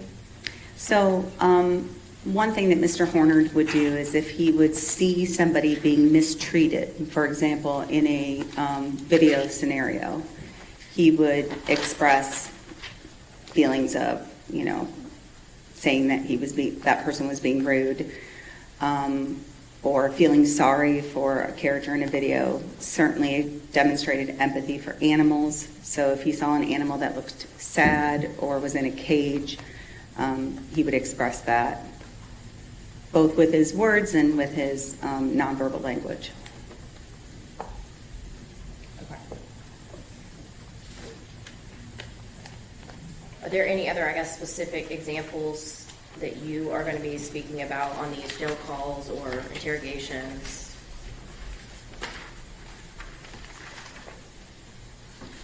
I guess in one. regards to your conclusions, right? Yes, the of two course. diagnoses. Yeah, one aspect that I think is important, or as an important example, is when Mr. Horner's mother called him, and he called his mother, couldn't understand why his fellow inmates were looking at him like a monster. And his mother, knowing his difficulties in this area, had to directly put it in terms he could understand. And so therefore gave him that perspective taking. That goes to theory of mind as well, of what if this happened to your child? How would you then feel? And so with that additional prompt, then he could explain and understand how he, to some degree, made Athena's family feel. Okay.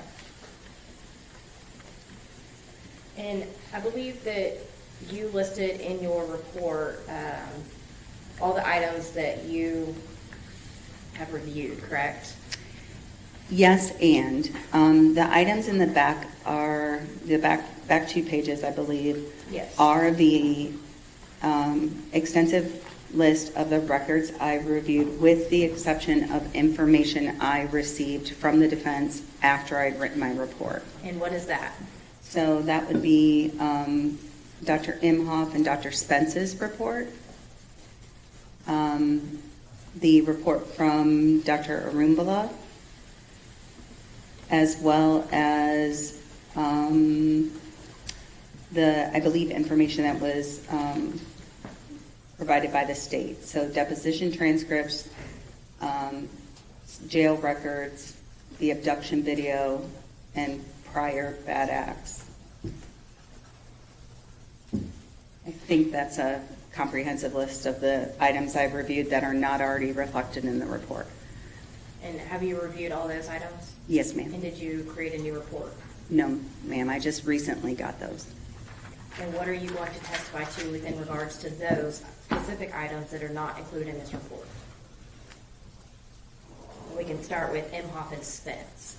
Are you going to testify anything related to the reports of Imhoff and Spence? No, there was nothing new or surprising to me in their report. Okay. Dr. Arambula, are you going to testify to anything with regards to anything in Dr. Arambula's report? Right. Nothing stands out to me, so unless I was asked directly about it, it's, I can't think of anything off the top of my head, and I don't have it in front of me, but there was nothing in it that I planned on speaking about. Okay. And the deposition transcripts, there was a lot of deposition transcripts. Mm-hmm. Which specific deposition transcripts did you receive? I received the one from Mr. Horner's mother and his grandmother, those two. And those are the only ones? Yes, ma'am. And are you going to testify to anything with regards to anything in those deposition transcripts? Yeah, I guess I don't think so unless I'm asked about them in particular. If you were asked about them in particular, would you have anything to say about them? Is there anything that changes your opinion? Nothing changes my opinion, no. How about the abduction video? Again, my opinion changed after watching the abduction video with regards to what Mr. Horner's meltdown would look like, because I could then see directly, his actions. So if I were asked specifically about the abduction video, I have thoughts on that. What are your thoughts on that? I think that he doesn't demonstrate the emotion dysregulation that I typically see in individuals on the autism spectrum in the moments prior to and right at the time of the abduction. That said, I do see some evidence of his, and I want to say this in the right way, his increased dysregulation as the criminal event is occurring. In other words, his language was kind, cautious, easy, and not scary at first, and then became highly disrespectful and horrific towards Athena. So that change in his language was very evident to me, and something that I could only see once I had seen the video. And that was surprising to you? I think what was surprising was not being able to see the emotion dysregulation because of the fact that Mr. Horner is an affable gentleman who is, certainly has a good sense of humor, is articulate, and I expected to see more of the head banging or of a very red face. Some of the things that I see with, somebody who is autistic, who is having a meltdown. That said, Mr. Horner in the interrogation describes a period of disassociation without using that word, kind of losing time or, feeling like he wasn't in control of his actions. That I can also see. And to be honest with you, you know, you've heard the antage that when you've seen one person with autism, you've seen one person with autism. It can look very different. So his emotion dysregulation, taking a sort of quieter lens, is not, it was surprising to me, yes, but it's not without precedence.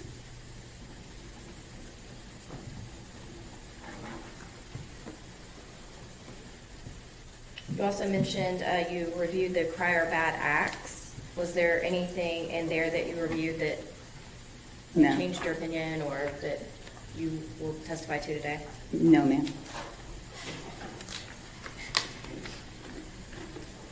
What did Tanner Horner tell you about what he did Mr. to Horner Athena? told me that he backed into her because the backup camera was not working. He also told me that he strangled her.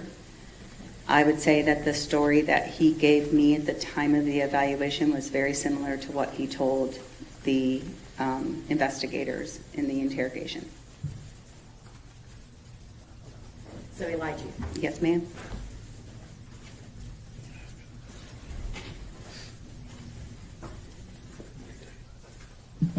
Did he tell you anything about sexually assaulting Athena Strand? No, ma'am, and I didn't ask.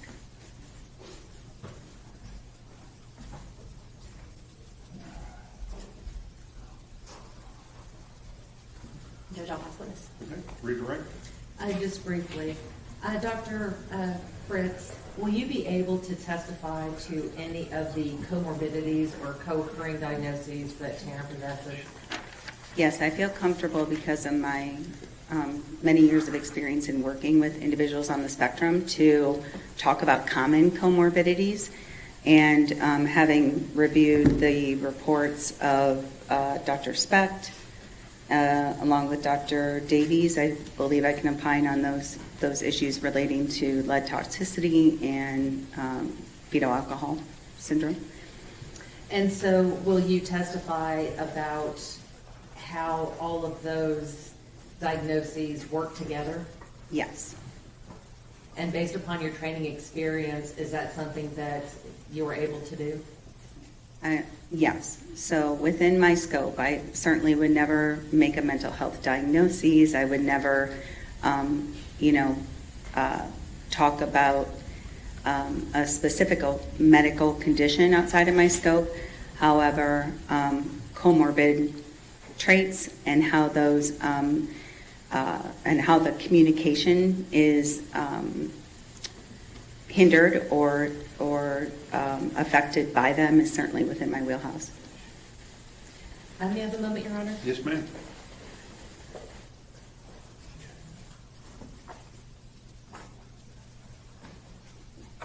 Nothing further, Your Honor. Ms. Dewar?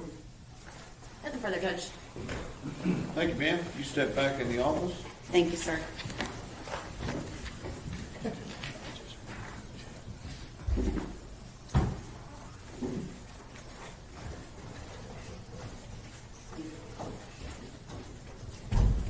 Any objections from the state? No objections, Judge. Okay. All right. We will start no later than 1 o'clock. Okay? Yes, sir. All right. Ready.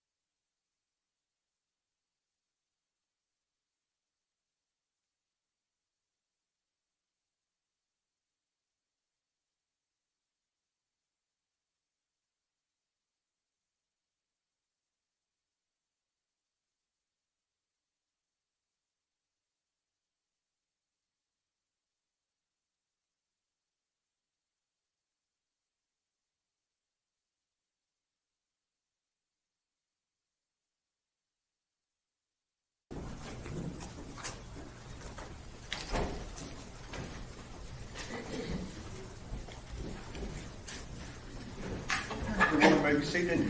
Good afternoon. We are ready to proceed, ladies and gentlemen. This witness has been previously sworn to testify truthfully. Ms. Anderson? Yes, Your Honor. Good afternoon, Dr. Fritz. How are you doing? I'm all right, thank you. Now, Dr. Fritz, would you please introduce yourself to the jury? Yes, of course. So my name is Amy Fritz, and I'm a speech-language pathologist. What does a speech-language pathologist do?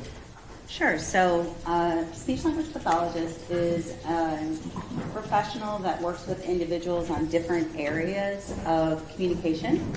We work on receptive and expressive communication, which is someone's ability to understand what we're saying to them as well as express themselves verbally.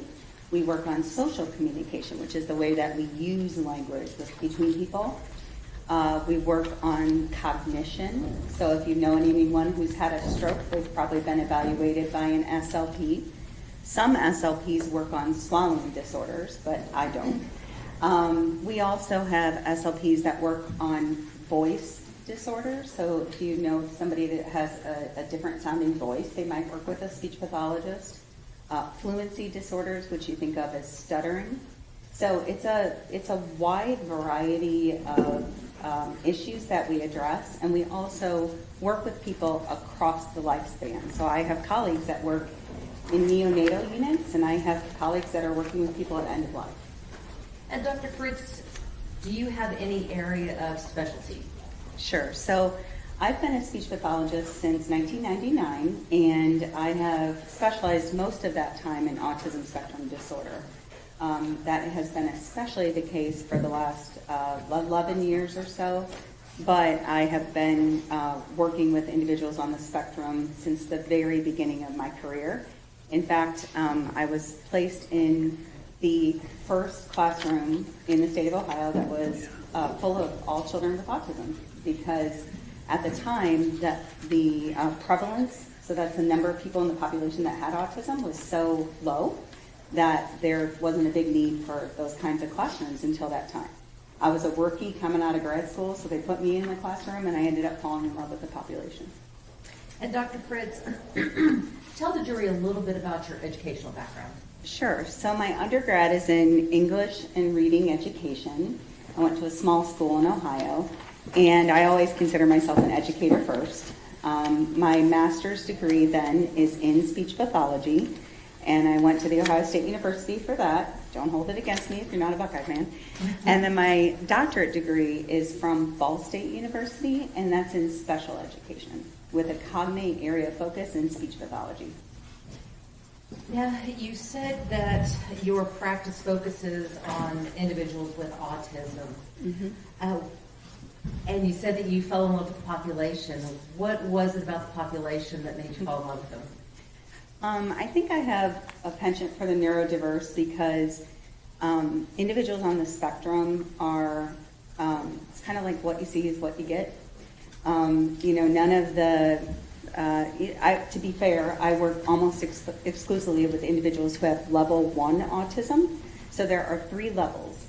And level 1 is the highest functioning level. So I work with individuals who have very sort of nuanced or subtle difficulties with, say, their social communication. But with my clients, I can directly explain social rules to them, and I don't offend them.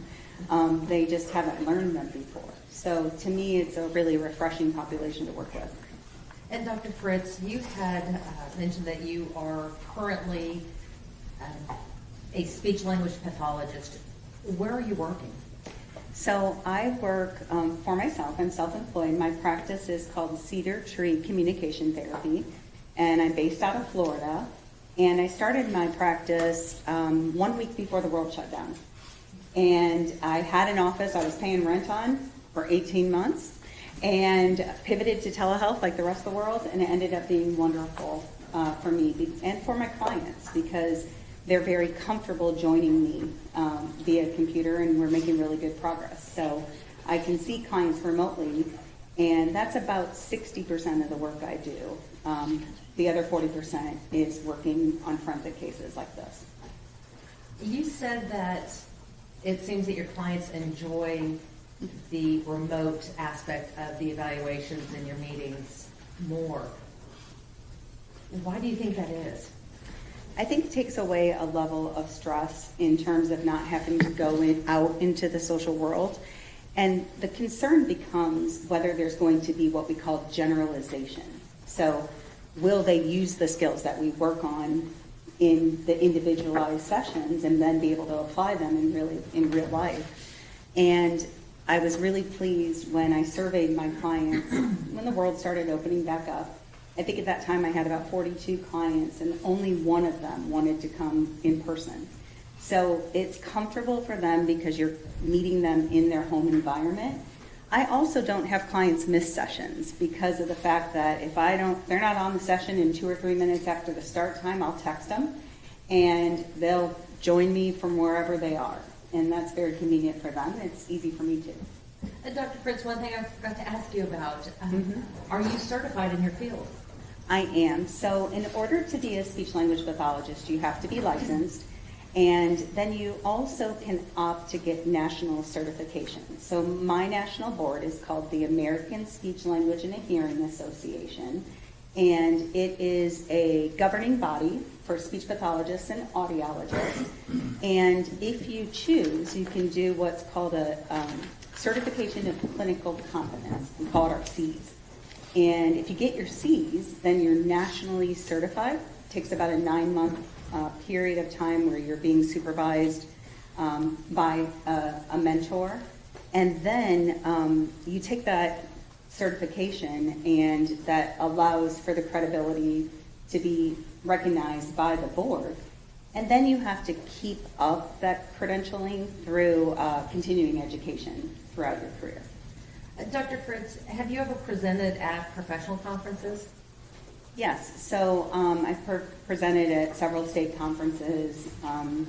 I also have done some work presenting at the local level, done lots of parent trainings, lots of educator trainings in the state of Florida, and some in Indiana and Ohio as well. Is it just the parents, or do you present to other organizations? Sure. So parents are a big one. Educators are another big one. And it might surprise you to know that we also do a lot of training with law enforcement. And the reason for that can be multifold. It started off early in this world of autism as being able to help law enforcement understand what autism was and how somebody with autism might present. And then over time, it's kind of merged into individuals on the spectrum going through and becoming law enforcement officers themselves. And typically they do really well when they get through the academy, learning how to follow the rules, understanding procedures. But then when you go into, the field training, which is more dynamic, minute by minute decision making, it tends to be a bigger challenge.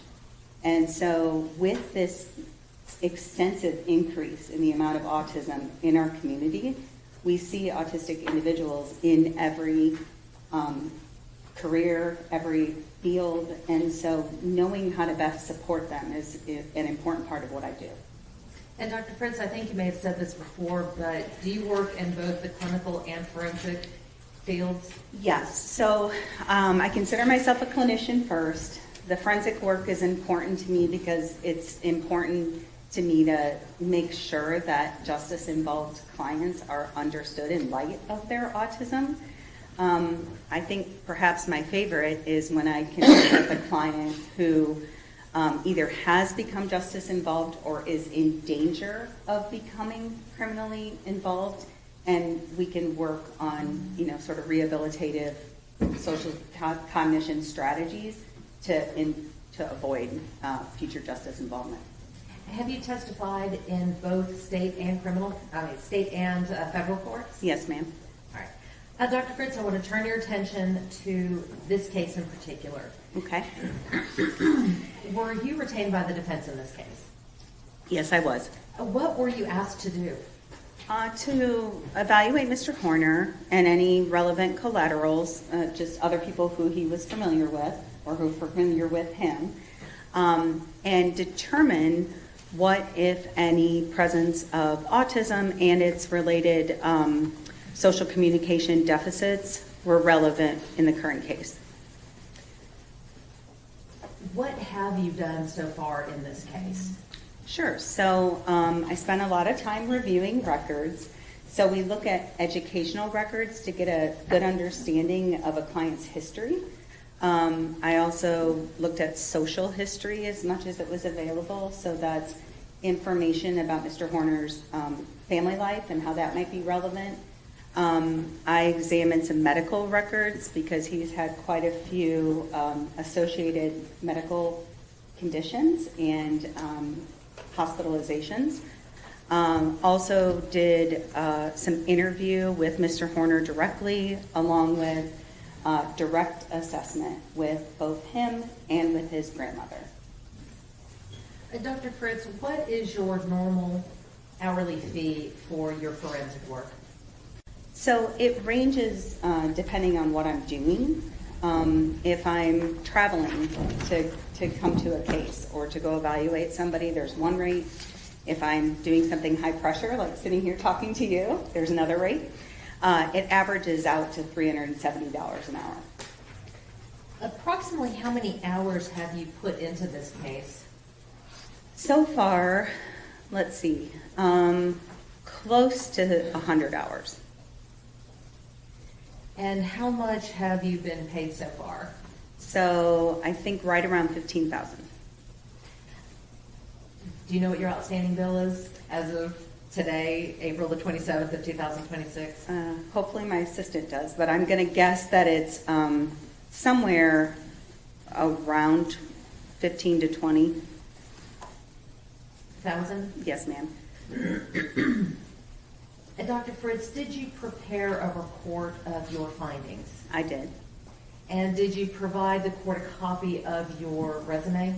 Yes, ma'am. Your Honor, I believe we have already offered Defense Exhibits 75 and 76 for all purposes. It's 76 and 77, and I was they have been close. admitted. Madam Clerk, Your Honor. Yes, ma'am.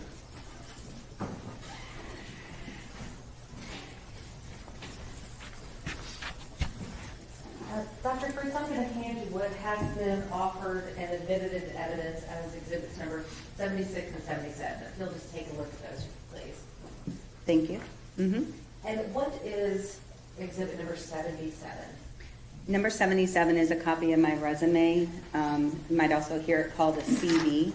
But I'm a clinician rather than a researcher or publisher, so mine looks more like a typical resume. And defense exhibit number 76, what is that, please? That's the formal report I wrote of my speech language assessment of Mr. Horner. You can hold on to those. Okay. Just have to give them to the court reporter. Okay. You know what? I'm going to give them to you. I'm going to give them to her now because otherwise, yeah, I don't want to walk off with them. Thank you.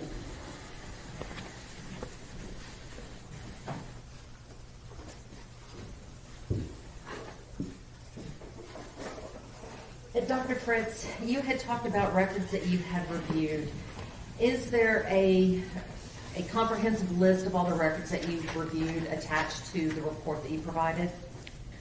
Yes, with some notable exceptions. So the last 2 pages of the report list all of the records that I reviewed prior to writing my report. But then, since I've submitted my report, I've received some other pieces of information, videos, and records to review that are not explicitly contained in the report. Did any of the new information that you received change any of your opinions that are contained in your report? Not significantly, no. And the list of records that you reviewed, or I should say in the records that you reviewed, can you give the jury just kind of an overview of what kinds of records you were looking at? Sure. So this is when I was looking at educational records, the medical records, the jail calls, interrogation videos, the body cameras from the police officers, I also looked at some depositions, so when individuals who know Mr. Horner well were deposed by the court, then I read those transcripts. I think that's generally the main ones.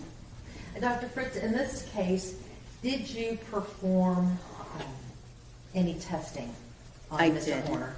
And I want to go back, Ms. Anderson, for just a moment, because I was remiss in not mentioning the fact that I also reviewed some other experts' reports. So, I'm sorry, can you repeat your question? Yes, well, I'll just build on that. You said that you had reviewed the reports of other experts. The reports that you reviewed from the other experts, did those experts do any testing? Yes. Did their reports contain the results of the testing? Yes. Did you use the results of their testing in formulating your opinions today? No, not directly. The only exception to that would be reports relating to diagnoses of fetal alcohol syndrome and lead-based toxicity. And really the only influence that has is to mention that several of the deficits that I noted in Mr. Horner's social communication can be caused by those conditions as well as by autism.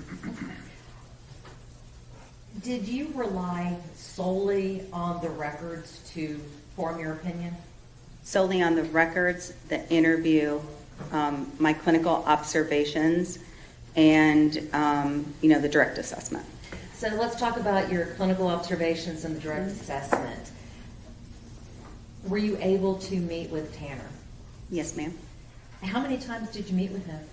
I met with him across 2 consecutive days while he was in the jail. About how long were your meetings with Tanner? I think we were 3 hours one day and 4 hours the next, or vice versa. During your meetings with Tanner, did you do any testing? I did. And can you give the jury just kind of a brief overview of the type of testing that you were giving? Sure. So I was looking at communication in particular. So I looked at assessments that are designed to determine his level of expressive and receptive language. Remember, I told you expressive is like how well you get a message across, and receptive is how well you understand. I looked at social communication, that functional language use. I also looked at vocabulary, both receptive, so how much he's understanding, and how much he's producing, which is expressive vocabulary. Did you interview anyone else as a part of your evaluation? Yes, ma'am. I interviewed Mr. Horner's grandmother. Is she what we might call a collateral witness? Yes, ma'am.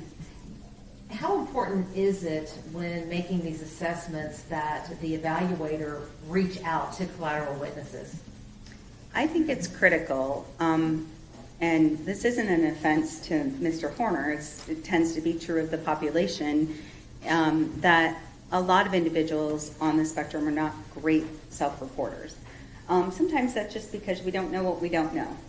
And so level of self-awareness can affect accuracy in reporting, and so it's really helpful if you can have the opportunity to talk to collateral witnesses. What can the collateral witnesses provide to you that you can't get from reading a deposition or reading a medical record or Sure. education record? Yeah. So, the records give us the black and white, and a collateral witness can give you a little bit more of the gray areas. You can talk about how you really saw deficits affect the person day to day. And so I think that was the main purpose that I got out of it. Also just to verify that this has been a lifelong condition, because one thing that, if you don't know already, you'll learn about autism is it's a diagnosis that is present from the time of birth and is present throughout life. So there's no cure for autism. Most of us in the field say that we're not looking for a cure for autism because it's a difference. And at the same time, we recognize that it is a lifelong condition. And so seeing and talking to somebody who has that lifelong perspective helps validate the results that I found in testing. Well, let's talk about the results that you found in the testing. Please give the jury a brief summary of your findings from the testing. Sure. So, in short, his receptive and expressive skills it's a horrible diagnosis, guys. It's mild to severe. It's really severely impaired. The reason it sounds like that is because Mr. Horner has what we call splinter skills. So some of his skills are really within normal limits or rather high. He's pretty good at following directions until they get too complex. He's got some good ability to answer direct questions, but for questions that require things like inferencing or a lot of recall is harder for him. So some of the skills, and vocabulary is another one. It's a nice strength of his, with totally within normal limits. Whereas some of the challenges that he presents with are rather severe. So being able to understand and use more nuanced or subtle language, being able to change your language based on the environment or the context that you're in. So, and I'm going to stop you I'm there for a sorry. second. What do you mean by subtle language? So subtleties in language are the difference in how we say something, not just what we say. So if I were to say to you, how you doing? Joey from Friends, right? You would know that I was being flirtatious. It wasn't a great flirtatious imitation there, but you get the point. Whereas if I said something like, how are you doing? I'm being empathetic or showing concern. And that goes into that social language piece, but also we see it evidenced in more complex sort of sentence structures. So things like concept words were harder for Mr. Horner to understand and to be able to use in his own speech. He also has a significant difficulty with what's called narrative discourse skills. What is that? Yeah, it's being able to tell a story in a linear fashion. So when we tell a story, there's a beginning, a middle, and an end. We start the story, we introduce the problem, you have the problem-solving aspect, and then you conclude the story. And Mr. Horner does not have the ability to do that. Dr. Fritz, you mentioned mild to severe mixed receptive expressive language disorder. Was there any other diagnosis that you gave Tanner? Yes. So I've told you already he has profound deficits in his social communication. We call that social pragmatics. Because of the fact that I know that those deficits are secondary to a diagnosis of autism spectrum disorder, the diagnosis itself sounds pretty convoluted. So let me read it for you. It is, give me 1 second, guys. Symbolic dysfunction relating to pragmatic communication secondary to an organic disorder of autism spectrum disorder. I told you it was convoluted. But what that means is just social language challenges. And Dr. Fritz, were there any other diagnoses that pertaining to Tanner that you found relevant for your evaluations and or your testimony here today? So there's kind of an informal diagnosis of something called alexithymia, which is difficulty with understanding your own internal state and being able to express emotions, understand the emotions of others appropriately. It's fairly common in autism. We see it in about 45 to 60% of autistics, whereas in the general population it's about 10%. And also, as I mentioned before, the lead toxicity and fetal alcohol syndrome diagnoses that I read about from other experts also are comorbid conditions that are relevant. I would also mention the mental health diagnoses that are really well documented for Mr. Horner, things like, severe depression, history of significant self-harm and so forth, that all goes into play in understanding where he is now in terms of his functional communication. I want to take you back to the symbolic dysfunction relating to pragmatic communication. What is pragmatic communication? So it is language functioning. So it's the use of language and doing so for social purposes. Why is it important? Well, I'm a little biased, but communication is important for every aspect of life.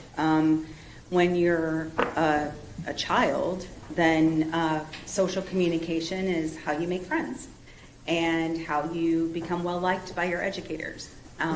When you're getting older, it's how you ask a girl on a date and get her to say yes. It's then how you interview effectively for a job. It also has to do with being able to maintain those relationships over time. So it's, you hear about, for example, relationships falling apart, and the number one reason we hear about is that we had a lack of communication, and that's social communication. What does it mean to have a symbolic dysfunction related to that pragmatic communication? It's just the terminology I have to use because he has a primary diagnosis of autism, which autism itself is made by having, the diagnosis is made by having those challenges in social pragmatic skills and then having a set of restricted or repetitive patterns of behavior or interests.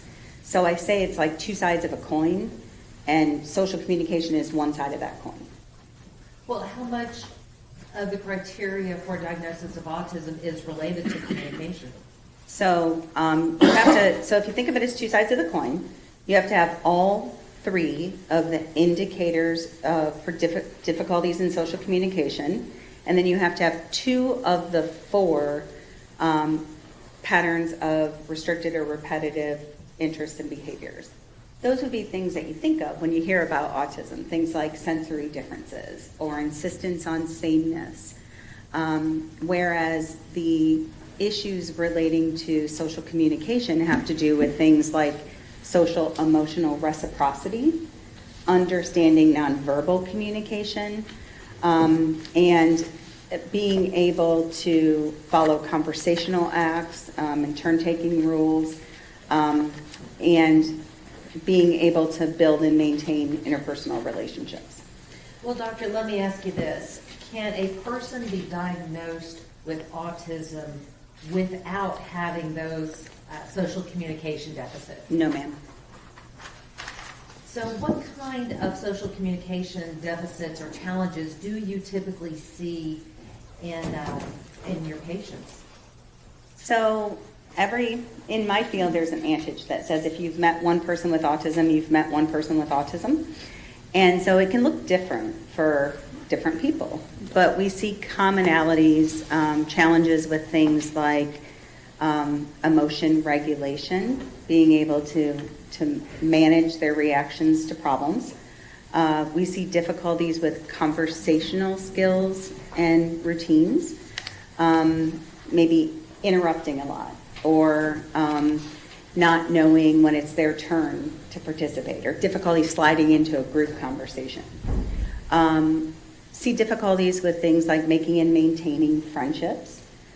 I also see a lot of clients working on being able to send messages where the messages they send match their intentions, whether that's nonverbal or verbal. Did you see any of these social communication deficits in Tanner? Yes, I saw all of them in Mr. Horner. I want to go back to some of the testing that you did. Okay. Specifically talking about assessing pragmatic communication. Is there a particular test or set of tests that you give related to assessing the pragmatic communication? Sure. So because of Mr. Horner's age, it's not like I can give you a standardized score and say, here's how impaired his social pragmatics are, because we just don't have those assessments available for adults.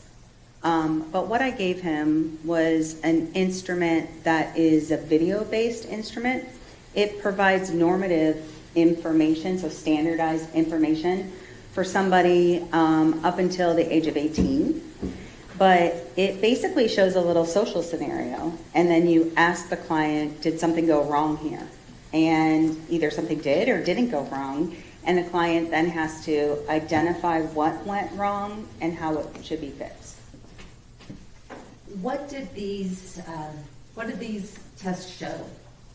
Well, that one in particular is a direct assessment of his ability to read nonverbal communication, which is highly in deficit, to use certain what we call speech acts, which is ways that we use social language or language for different functions, like apologizing or complimenting, making requests, and he had deficits in all of those areas.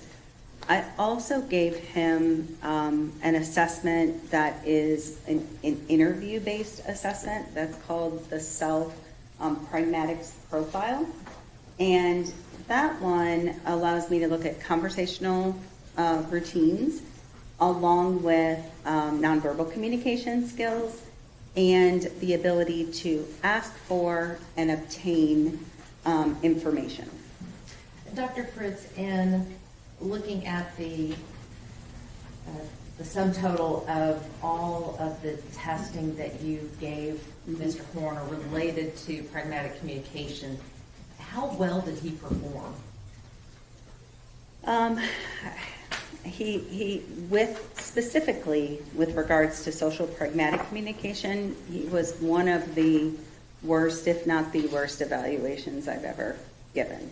Mr. Horner has significant difficulty with social appropriateness. So, inappropriate use of humor, very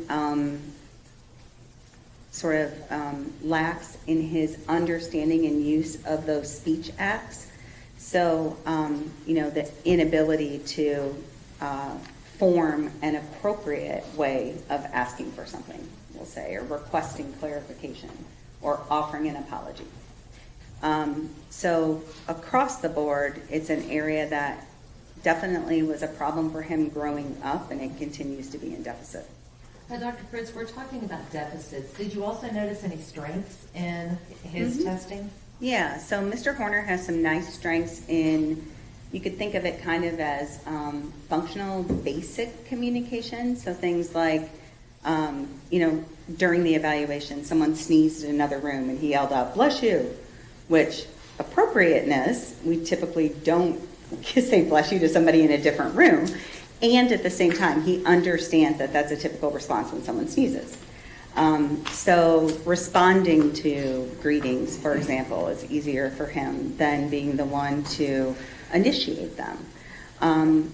He also did a nice job with, as I mentioned before, that sort of basic vocabulary and the basic understanding of what should be said to appear friendly or polite. So please and thank you kind of things. When we are talking about diagnoses and looking at test results, as an evaluator and as a clinician, do you focus on the strengths or the deficits, or are they treated the same? Diagnoses itself is more deficit driven, and that's something that's hard for me as a clinician, because I have to then turn around and explain that to my client. Here's all the things I are saying am wrong with you, but we always try to start with building on their strengths when we're working with someone therapeutically then. And Dr. Fritz, did you give a test related to paralinguistic signals? Yes, so that's a part of the CAP, and the CAPS assessment has a subtest that looks at tone of voice and facial expressions and other what we call extra linguistic cues like phrasing And he did not correctly interpret any of those sort of hidden emotions in others, nor was he able to demonstrate when I would say to him something like, how would you say this? His ability to match intention with his message is really poor. Why is that important? It's important because it causes breakdowns in how you're perceived by others. So is it possible to say one thing, but you really need another, and somebody interprets it a third way? Sure. How common is that with people on the spectrum? It's a very common challenge that I work with clients on. You mentioned CAPS. What does that stand for? The clinical, I want to make sure I get it right. Hold on, sorry.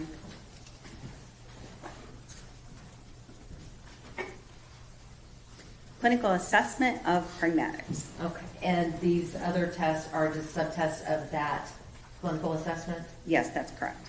And Dr. Fritz, you also mentioned alexithymia. Am I saying that right? It's alexithymia. Alexithymia earlier. Can you give us a little more explanation on what it is and how that plays into the CAPS evaluation? Sure. So the alexithymia is actually evaluated somewhat informally through a Likert type of assessment. That's when you get strongly agree versus agree and so forth. And his answers all indicated that he was sort of largely unaware of his own emotional experiences, and that can lead to strain then in interpersonal relationships. Alexithymia in general means like that difficulty understanding your emotions, but then also difficulty communicating those to others. I want to switch gears a little bit. I want to talk about autism. Okay. How much of your practice is devoted to patients with autism? Probably about 95%. I do also have some clients that have social communication deficits specific to anxiety, and so like social anxiety. You previously said that you had reviewed records in this case. Mm-hmm. Based upon your review of the records, were you able to determine if Tanner had a historical diagnosis for autism? Yes, it was diagnosed when he was young, and there were multiple indications of that diagnosis being confirmed throughout, which is really not even necessary. Once you're autistic, you're autistic. It doesn't go away. And Dr. Fritz, what was that initial diagnosis? He was diagnosed with Asperger's syndrome, and you've probably heard that term before, but it's a historic diagnosis. We no longer use that term. And it's basically what we now would call level 1 autism. Some individuals who are diagnosed with Asperger's hang on to that, feel that it's a strong sense of their personal identity. They may even call themselves an Aspie. And at the same time, it's not a diagnosis that a psychologist or a neuropsychologist would give at this time. You had just said that some people identify themselves as Aspies. Mm-hmm. Is that uncommon to, if when you first meet somebody, say, "Hi, my name is Susan, I have Asperger's"? It would be uncommon because of the fact that I think we're still in a society where we're trying to understand neurodivergence as a difference as opposed to a deficit. It's something that I hope is becoming more common as I work a lot on self-advocacy with my clients. How important is self-advocacy? It's huge. It's pretty much everything. Being able to let people know what you want and need and why is really critical. And it's something that, we do it in ways that are subtle when we don't get to have autism. But autistics sometimes have to be directly taught how to self-advocate in ways that are appropriate. I always say it's not about crutch, it's not an excuse, it's an explanation. So you're not saying that autism is the reason that he committed this offense? No, ma'am. You're not saying that autism is an excuse for this offense, are you? Absolutely not. Is autism a defense for what happened? No, not at all in terms of guilt or innocence. Mr. Horner, by all accounts, knew right from wrong, and there's no reason to believe that an autistic doesn't know right from wrong. It can be a mitigating factor if you consider the influence then of his actions, especially after the crime. And I'm sure you've heard lots about, or you're going to hear a lot about, things like the jail calls and the police interrogation and his behaviors during those situations. And I think that's where, considering his language, his speech acts in light of that diagnosis is where it's most relevant. Dr. Fritz, we've talked about some of the medical records that you reviewed. Did you also have the opportunity to review his school records? I did. Did those school records include his special education records? Yes. Were those records, or why are those records important to your evaluation? Sure. Well, Mr. Horner was in a self-contained classroom for a few years. His behavior had become such that they didn't feel like they could manage it in a regular education environment. And the methodology that was used at that time is something called it's called the Boys Town model. It's positive behavioral supports, where instead of just being punished for breaking social rules, they're explained to you and given the opportunity to learn from positive reinforcement of expected behaviors. Why do they call it the Boys Town model? I think because it was historically used in Boys Town. What is Boys Town? Used to how, I can't pretend that I'm an expert on it, but just an organization, a place where behavior modification occurred. And Dr. Fritz, getting back to the school records and the education records, Mhm. in reviewing those records, did you find, or were you able to determine if Tanner was exhibiting the type of pragmatic communication deficits that you've been talking to the jury about? Absolutely. Can you please give us some examples of that? Sure. So I think I mentioned that he could, when we were doing the video-based assessment, he could say if someone was being like friendly or if they were being mean. He could problem solve what they should be doing, but he had almost no ability to recognize breakdowns in what they were saying, and certainly no ability to recognize how they were saying it or the nonverbal communication that they were using. He also had difficulties relating to, interpersonal reactions or interactions. At one point, he told me that watching a clip of a young man kind of stumbling when he was approached by an attractive girl was very uncomfortable for him because he could almost see himself in that particular actor's behavior, but he didn't know how to fix it. So I also saw definitely no ability to correctly interpret social expectations like hidden emotions.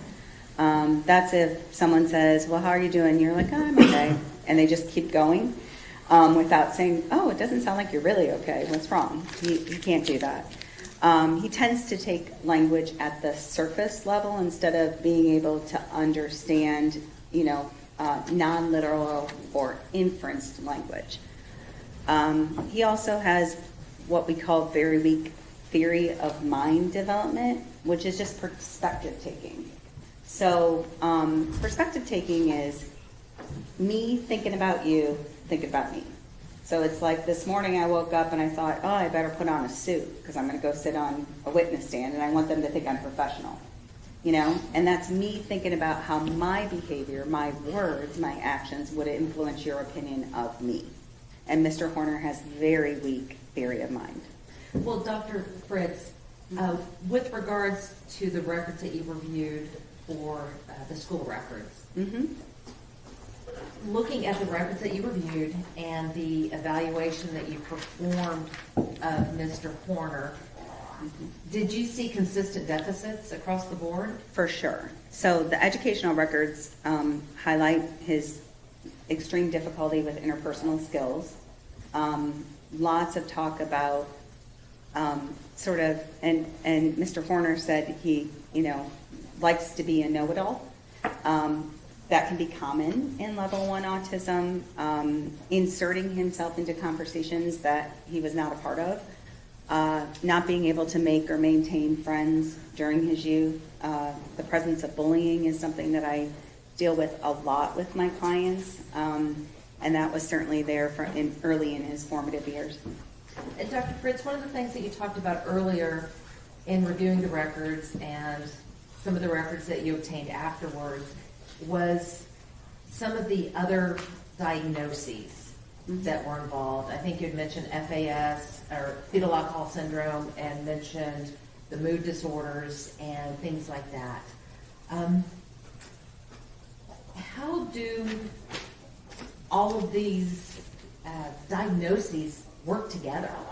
Sure. So individuals who have autism often have other comorbid conditions. Some very common ones include anxiety, attention deficit, other mood disorders. So some of his mental health diagnoses I see very regularly in individuals on the spectrum. And then the diagnoses of his exposure to lead-based paint and lead toxicity, along with the fetal alcohol syndrome, those are only relevant because the types of difficulties he has with regards to executive functioning, memory difficulties, challenges with attention and planning, those kinds of things are deficits that are often seen in those two other diagnoses as well. And one thing you should know is it's not like it has to be mutually exclusive. You can have FAS and be autistic. You can have Down syndrome and be autistic. So it doesn't have to be one or the other. And where does intellectual disability fit in with all of that? So some individuals on the spectrum have cognitive impairment. That's probably going to impact the level of autism that they have. So generally when individuals have a cognitive deficit, they're going to be diagnosed with level 2 or level 3 autism because it's more significant. Mr. Horner's cognitive abilities are within normal limits. Dr. Fritz, I want to switch gears again. I want to talk to you about some of the problems that autistic people can face. And I believe that we had talked about reactions and matching reactions to the size of a problem. Why is it important to be able to match your reaction to the size of a problem? Well, the biggest reason that I see most regularly is it affects other people's opinions of you. So when you have great big reactions to what other people might consider a small problem, people don't want to be around you much anymore. I give my clients sort of definitions for small versus medium versus large problems. So small problems are ones that just affect you. You got a hangnail, or you can't find the shirt you wanted to wear, you didn't get to go first in line. Medium-sized problems affect a small group of people, and the uncomfortable feelings that come with it should last a little bit longer than a small problem. So that might be something like getting into an argument with your family members, or you screwing up a game and costing, getting the last out and costing your team the game, right? It's going to affect a small group of people. That feeling is going to last a bit longer. So having a medium-sized reaction to that is understandable. And then I always say, those great big problems are ones that have lasting effects. So natural disasters, certainly death of family members, things like that, where it takes a lot of people to fix the problem and the feelings might last a long time. When we're talking about social cognition versus social communication, where does the matching of problems or matching of reactions to the problems fall? Probably both. So, social cognition is social thinking. And when I'm explaining it to my clients, I explain that we have like kind of a downstairs brain and an upstairs brain. The downstairs brain is your feeling brain. You maybe have, heard other words for it. It's the subcortical region of the brain. It's where emotions, reign. And sometimes you can't help how you feel about a situation. But your upstairs brain, the cognitive part of your brain, should be able to respond, stop yourself and respond in a way that's considered pro-social or an expected behavior. What do you mean by cognitive? Thinking. So cognitive strategies could be things like reframing, for example, how big of a problem this is. Like, I didn't get on a computer today during free time. Well, I can think about that and I can realize I was on a computer yesterday, I'll probably get on a computer tomorrow. I don't need to have a big meltdown about it. But it takes that thinking not to have the reaction to what's happening in the downstairs brain. And so I work a lot with clients on that because what happens for my clients is they sometimes have big reactions to small problems. And that's when it stands out socially. Dr. Fritz, what could make someone who has, maladaptive behaviors, but, very little history of violence, snap and commit an offense like the one that we have here today? I don't know that I know that answer. There usually is some triggering event. I talk to my clients a lot about triggering events, okay? Recognizing your own triggers.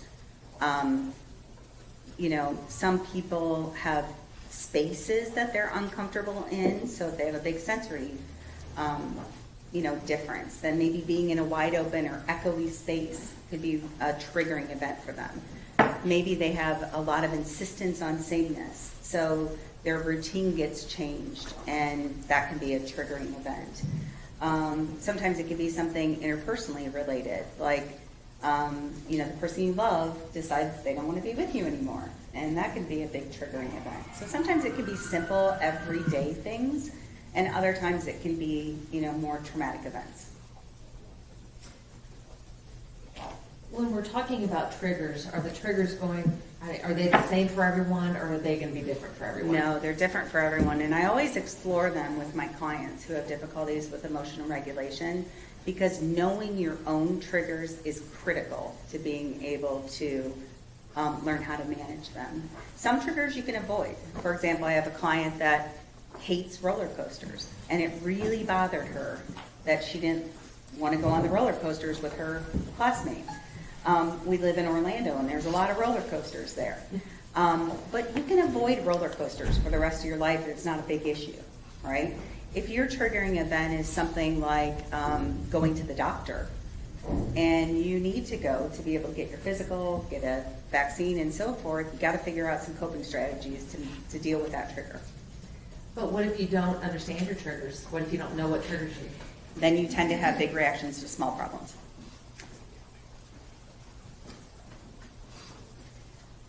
We talked a little bit about social cognition, and you did speak a little about the theory of mind. Mm-hmm. I want to talk, now I want to move into how theory of mind may have impacted Tanner's reactions related to this incident. I want to kind of give you a hypothetical, okay? Okay.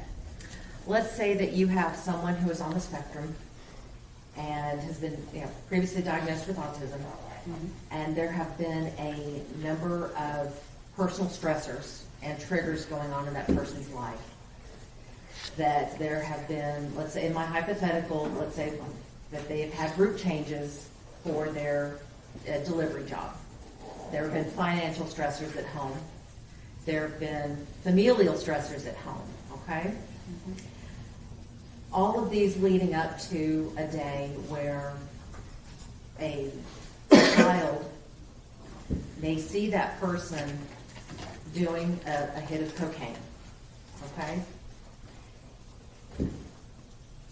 Thinking about all of that, how does, well, let me back up, let me finish my hypothetical. And then the person assumes that this child saw them doing cocaine. He then abducts her and murders her, okay? Looking at all of that, how would theory of mind factor into that scenario and those decisions made by that delivery man? Well, I would say theory of mind is about understanding somebody else's perception of you. And if your cause to action is to abduct a child and kill them because you think that they may have seen you do cocaine, you are definitely not understanding their perspective. First of all, a young child may not have any idea what cocaine is or what it looks like to use it, or that it's against the law. I'm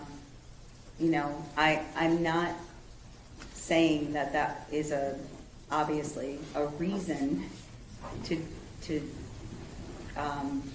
do anything as heinous as abducting a little girl and killing her. And at the same time, it hypothetically could be a triggering event. Is this an example of where we're talking about big reactions to what could be little problems? That would certainly fit that. When someone has a big reaction to a little problem, how does that deal, what effect does that have on that small problem? Does it keep it a small problem? Oh, it's interesting that you asked that, because I always explain it to my clients like this. If you continue to put energy into a problem without taking the time to calm down first, you're probably going to make the situation worse. So I always say when stress goes up, the ability to problem solve goes down. Language processing goes down. Okay? It's an inverse relationship for all of us. And so it's why we say, I just need a minute. I'm not ready to talk about it right now. Because we need that time to calm down before we work towards socially problem solving something. So then I tell my clients, if something is in your locus of control, so something that you can actually change, that's something to put your energy into. You can't figure that out when you're up here emotionally, if you're dysregulated. So first you got to calm down. And then you can find out if it's within your control. And putting your energy into things that are within your control can affect positive change. Putting your energy into something that is outside of your control is probably just going to make the problem bigger, or at least keep it the same. Dr. Fritz, we've been talking about social cognition. Part of social cognition, would that include something known as central coherence? Yes. So central coherence is the idea of not being able to see the tree through the forest, or the forest through the trees, I think is how the saying goes. It's that idea that one small detail can take precedence over the big picture. And it tends to be a challenge, especially when people are dysregulated. But a lot of individuals on the autism spectrum have significant difficulties with central coherence. So they're really focused on a small detail that may or may not be as relevant to the discussion as the big picture. Now let's switch gears again and talk a little bit about social communication. Please explain to the jury what a speech act is. Sure. So a speech act is a group of words, either sentences or phrases that provide a certain function. So whereas we use words like socially to exchange information, but speech acts have a certain purpose in and of themselves. So it could be things like apologizing, making requests, giving somebody a compliment. Complaining is a speech act. So there are speech acts that we are directly taught, and not only the kinds of words that we use to make the speech act appropriate, but also how we use them. So if I say sorry because, my mom says I have to apologize, it's not the appropriate use of the apology speech act. The words are okay, but how it was said is not. Dr. Fritz, I want to turn your attention to the evidence in this case and the evidence that you reviewed. Did you have the opportunity to review all of the interrogation videos in this case? I believe so, yes. Did you also have copies of the transcripts of those interrogation videos? Yes, as far as I know, the ones that are listed in the report are the ones that I was able to observe. In these interrogation videos, did you notice any of the deficits that you have spoken about today? Yes, it's the speech acts was really obvious to me because there would be a build up in the interview. This is specific to the December 2nd interview, where the investigators were building to what you and I would recognize as an opportunity for an apology. And I wrote in my notes, not sure he knows how to apologize. It's a speech act. And then immediately after, and I apologize, I don't remember exactly what it was, but there was another moment where there was an opportunity to use a specific speech act that Mr. Horner did not use. And my notes say, give the caps, because that was the caps, CAPS. That is the evaluation that I gave, where it's not just about him thinking about his communication, it's him using it. So that's the one with the videos, and he would have to respond to whether something happened inappropriate and what should have happened instead.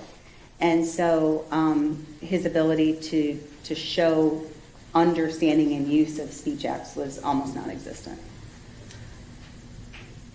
In relation to the video, if someone were to look at that video, not understanding speech language deficits, not understanding speech acts, is it possible for that to be misinterpreted? For what to be misinterpreted? The fact that he didn't apologize or didn't understand. Well, I think what would happen most often for Mr. Horner is he would just say, they're being mean, or she's being nice, or why are they treating her like that? Like, he could understand and pick up the big kind of tone of the situation, and he might say something about how it would solve the problem. But he never knew or expressed the words that could be used to solve the problem, or how to use them. And in not expressing those words, could that be misinterpreted? Absolutely, because when we don't use expected social behaviors, that tends to be when someone tells you you need to start using an expected social behavior. So those of us who are neurotypical pick up on all sorts of social communication expectations incidentally. So no one said to you directly, I mean, maybe they did when you were really little, but no one says, if someone says goodbye to you, you should say goodbye to them. But you do that. You follow that expected social rule. And individuals on the spectrum absolutely have the ability to use, most of them, if they don't have significant cognitive involvement, to use appropriate social communication. They just haven't been taught the social rules yet. So that's why I think of autism as being, in some ways a very cool strength for a lot of my clients, because they have these abilities to understand patterns, sequences. I was telling Mr. Horner the reason why he is so musical is most likely due to the fact that he's autistic, because the part of your brain that is important for things like math and music is has a lot more neurons dedicated to it in the autistic brain. So I can eventually teach social rules to clients, and then they can apply them. No one's ever going to make me good at calculus. You know, I don't have those neurons in that part of the brain. And Dr. Fritz, you had talked about that other people might use or note expected social rules and might have to tell somebody about the expected social rules. Do you have an example of that in the evidence that you reviewed? Oh, there's a lot of examples in, you know, the educational IEP goals that he has relating to appropriateness of social rules. You know, a lot of his goals that he had that throughout his formative years related to that. Did you by chance review a phone call between Tanner and his mother? I did. I was able to listen to several jail calls and certainly heard a few between he and his mom. Were there any of those calls that reminded you or brought to your attention about her teaching him expected social rules? Yes, there is a time where Mr. Horner says he doesn't understand why the other inmates are looking at him as though he's a monster. And his mom says, you know, think about it. What if someone did this to your child? And only then was he able to kind of put himself in, you know, the Strand's shoes and understand the impact. So that was an example of his mom knowing what he needed to be able to empathize with their family. Dr. Fritz, I want to take you back to the first interrogation video. Mm-hmm. Let's talk about Zero. Okay. Do you have any reason to believe that Tanner has multiple personality disorder? So I'm not an expert on multiple personality disorder. However, I can tell you that I'm really good at knowing when someone's not being truthful. And as I was watching the interrogation video, it was just pretty obvious to me that Zero does not exist, and that Mr. Horner was kind of using him as a tool to maybe tell the story of what had happened. Is that uncommon with autistic people? No. So most of us don't like to talk about things we've done wrong, okay, times we've screwed up.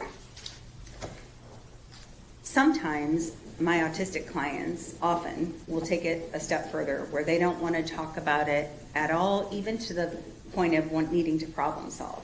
So in fact, almost every time a client gets on with me and their parent or their spouse walks in and said, "Did you tell Dr. Amy about?" And then my client says, "I don't want to talk about it." I say, "You know what I'm going to say, which is, you tell me you don't want to talk about it, it's exactly what we need to talk about." Because that's usually when change needs to occur. So talking about their social miscues or mistakes in third person seems to be helpful. I even have several clients that talk about their brain as being separate from their self. So my brain told me to, or my brain thought, or my brain guided me to. I have several clients that talk out loud to self-regulate their behavior. And it's this sort of separation between self and behavior.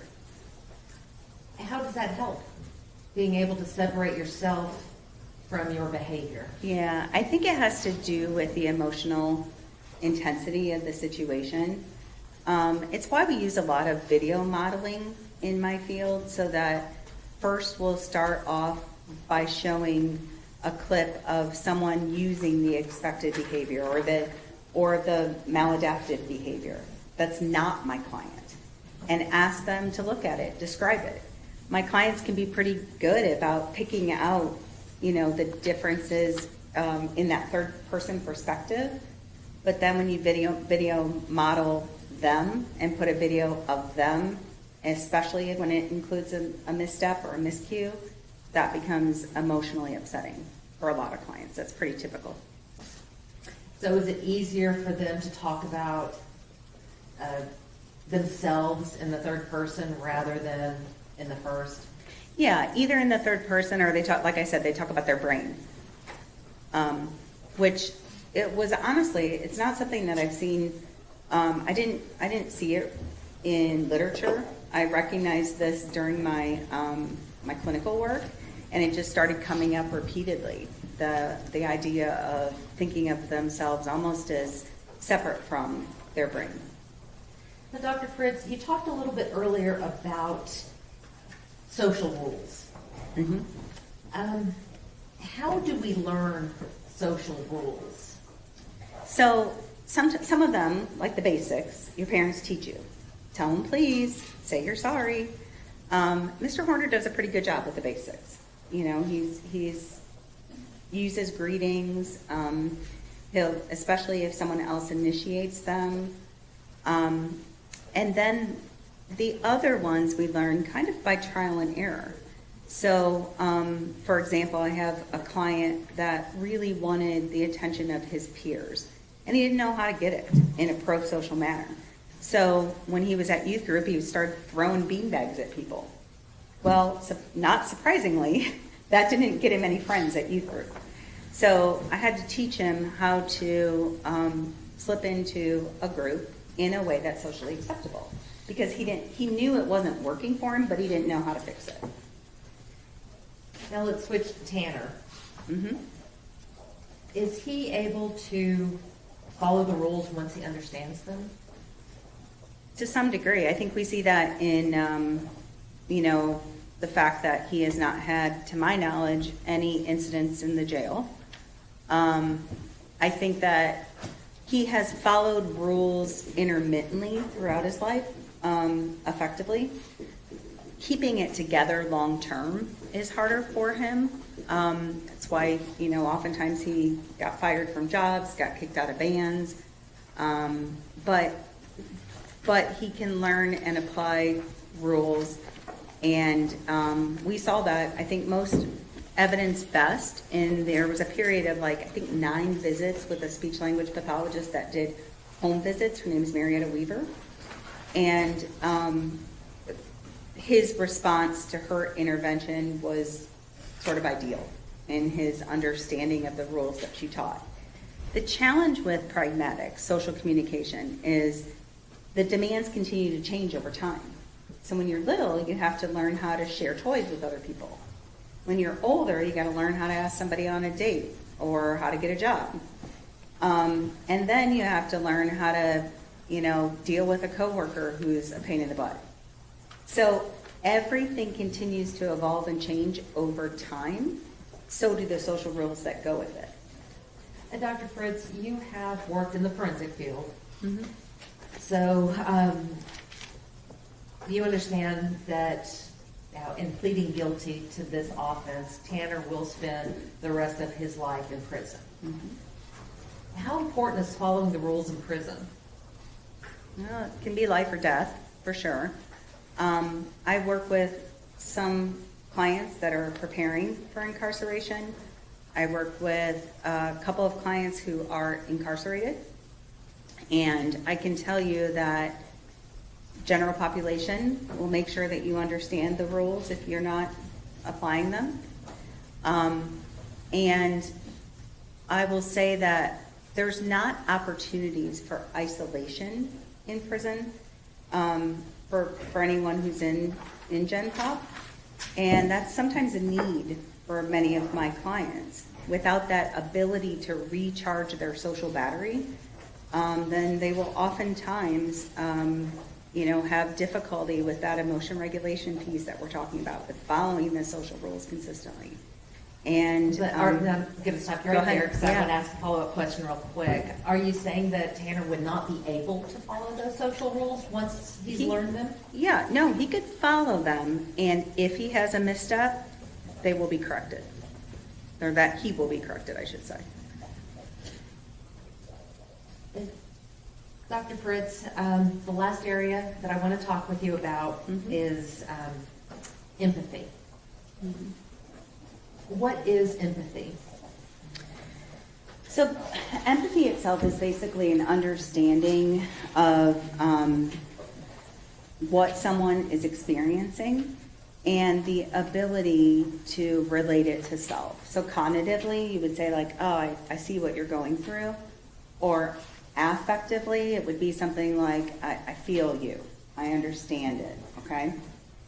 And empathy is then, has a second part, which is not just understanding it, but being able to communicate that to others. Is empathy the same as sympathy? No, sympathy is more, it's like more base level. It's just, I can feel sorry for you, but I don't have to, it's almost like pity. It's not the same as, and I feel that pain that you're going through. Is it the same as remorse? No, if you looked at it on a hierarchy, it would kind of be like sympathy, then empathy, and then remorse. Because if in a situation where you need remorse, okay, when you've screwed up. Because remorse is the idea that I did something wrong, I have guilt and shame about it, I'm morally culpable, and I want to do what I can to repair it or make amends. When looking at the evidence in this case, Mm-hmm. were you able to see empathy and remorse in the videos or the interrogation or the phone calls or the note to the parents? Sure. So first of all, let me start with the empathy piece. I definitely saw that Mr. Horner has the ability to empathize. I saw it in relation to characters in the video. Why are they being so mean to her? She's so nice. Why are they treating her like that? I saw it with regards to pictures of animals that were in cages. They looked sad. Again, we saw evidence of it with regards to Athena's family when his parents or when his mom directly correlated it to his own child. And then I think probably the best evidence of remorse and empathy would be in the suicide note that he wrote to Athena's parents. So let's talk about the suicide note. Why do you say that that is the best example of Tanner expressing empathy and remorse? The reason why is it meets the criteria for remorse, okay? And what is that criteria? Sure, there's four main components. There's recognition of having done something wrong. And I'm going to look at my notes because I quoted Tanner directly. He said, I've done a terrible thing to your family and I'm sorry. So that's recognition.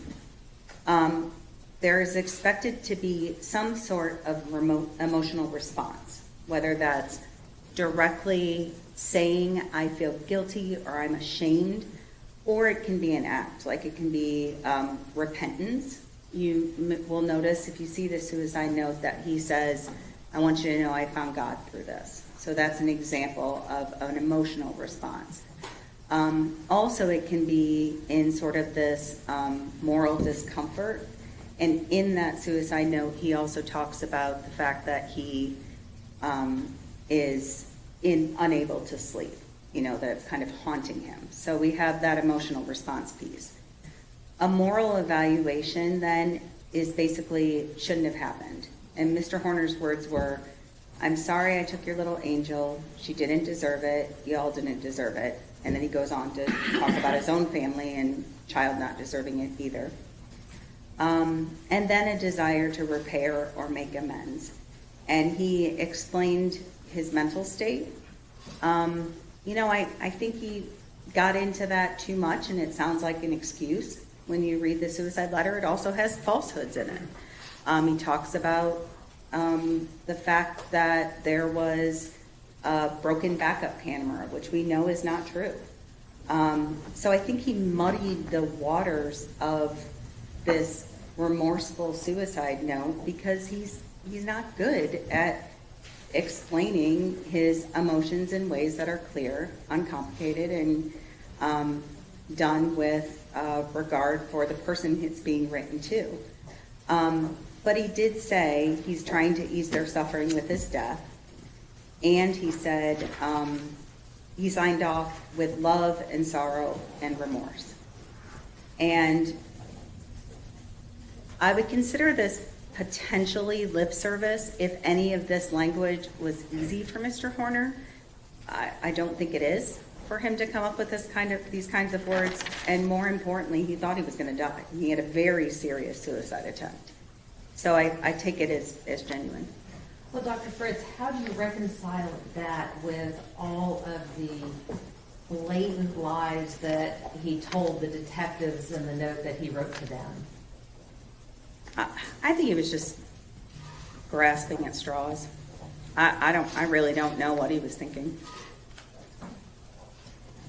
But in the suicide note, based upon the criteria that you had spoken about regarding remorse, did his note meet all of those criteria? It did. I'll pass the witness. Let's take a break, and we'll come back in at 2:30, okay? See you then.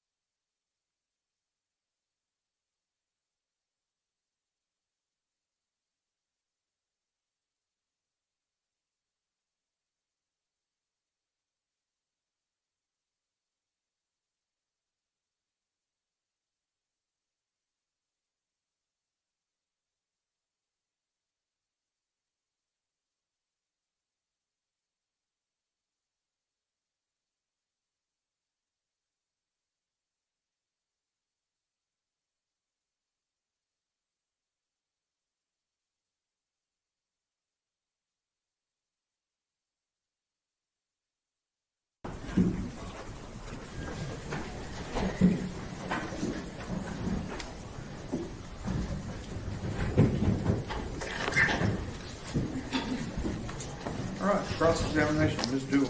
Thank you, Judge. Hi, Dr. Fritz. Hi. I realized I forgot to introduce myself to you earlier. I'm Michelle Duell. I'm an assistant district attorney. Hi. I believe earlier you talked a little bit about your practice and I guess your clinical work. So do you still actively work, do you call them clients or patients? Yes, clients. Clients? Yes, ma'am. So currently I see clients 3 days a week. And these are mostly, I think you said 95% your level 1 high functioning. Yes, probably Autism. 90%. Yes, ma'am. Okay. There, because I also have I have a couple clients with level 2 and a couple clients with just anxiety. And in these, I don't know if it's appropriate to, I hate calling them level 1s, but level 1 high functioning, autism spectrum disorder clients. Mm-hmm. I believe you said there can be in any career field. Yes, ma'am. And so they're actively in the workforces. Yes, some more successfully than others, but yes, people with autism are in every act of life and doing amazing things. So just because you have level 1 autism does not mean that you're going to commit a crime or that you can't be a functioning member of society. Would you agree with that? Absolutely, absolutely. Kind of talking a little bit about this case. You first met the defendant, I believe, in January of 2026. Is that correct? That sounds correct. Mm-hmm. Okay. That's a little bit more than 3 years, I believe, since this crime occurred November 30th of 2022. Is that right? Yes. Okay. And your opinions in this case, really, you looked at all the expert reports that you got from other doctors, and then it was all self-reported type things from the defendant to your corner. Is that? No. So I did direct assessment. So, and I did records review and social history. So, and collateral interview. So definitely not all from Mr. Horner. That's a small portion of it. Okay. And you talked about the test. So there's no standardized testing for somebody, I think you said over 22? That's correct. Okay. So you took what maybe would have been given and kind of adapted it? That's correct. Okay. So some of the assessment that I gave his grandmother, which is an interview-based assessment, can be used throughout adulthood. His receptive and expressive vocabulary ones provided normative data that's used throughout adulthood. But the CAPS, that's the one where it's the little videos, that maxes out at age 18. So I scored it as though he was 18 just so I could get a sense of severity, and it came out as severely to profoundly impaired even if he were 18. And Dr. Fritz, you talked about records. How important were reviewing the records in this case? I think educational records tell a big story. And you did not review all the records that could have been provided to you, did you? I don't know. I did review the ones that were provided, but I'm not sure what other ones exist. So did you review all of his medical records in this case? Only the ones that you see listed. So you reviewed the specific reports from the defense experts in this case, correct? That was some of what I reviewed, and then I also reviewed the educational records, his medical records from a couple different facilities. And you did not make any diagnoses though in this case, I other than what you talked about earlier, those two that you made. Correct. But you didn't make a diagnosis of autism spectrum disorder, correct? No, ma'am, I don't have the credentials to do that. And you didn't make a diagnosis of any type of neurodevelopmental disorder or alcohol exposed? No, ma'am. If the branch of fetal alcohol syndrome that you were speaking of? Right. You didn't make that diagnosis? No, ma'am. In reviewing his records, did you review his social media records? No, I was going to say no, but then I did see some thing that came from the state. I'm trying to think. I think it was the information that was provided to Dr. Rumbala, and there was some description of his presence on social media. But you didn't review the entire Facebook or Instagram records that there are, correct? I don't know what the whole record is. I saw some, but I didn't see it. Okay. And you spoke about reviewing the, I think you called it the abduction video. That was obviously from the FedEx truck, correct? How much of the FedEx truck videos did you review? Do you know how many hours that was? I saw, there was a PowerPoint that was sent to Dr. Rumbala that kind of had an integrated video clip with a little description. I reviewed that, and I reviewed the audio recording. Again, if I knew, it wasn't hours. So if I told you that there was 30 to 40 hours of FedEx Did not see that. camera video, you did not see all that? That's correct. Did you see any of the video that was prior to the abduction? I saw video of Mr. Horner that day doing other deliveries. That full 8 hours of his day? Yeah, so I saw like where the video would be stopped and it would say like stop number 1, and then it would show a short snippet of him. Okay, so But you did not watch the actual video? no, ma'am. Okay. And did you watch any of the FedEx video that showed what the defendant did after the crime? I saw body cam video and I saw interrogation, but in FedEx video, no. So if all of those recordings would have shown essentially the defendant interacting with different people, whether it be, people he's dropping off packages to, neighbors, people coming up to his window, just general conversations prior to the crime, would that have been helpful to you to see how his language skills were working?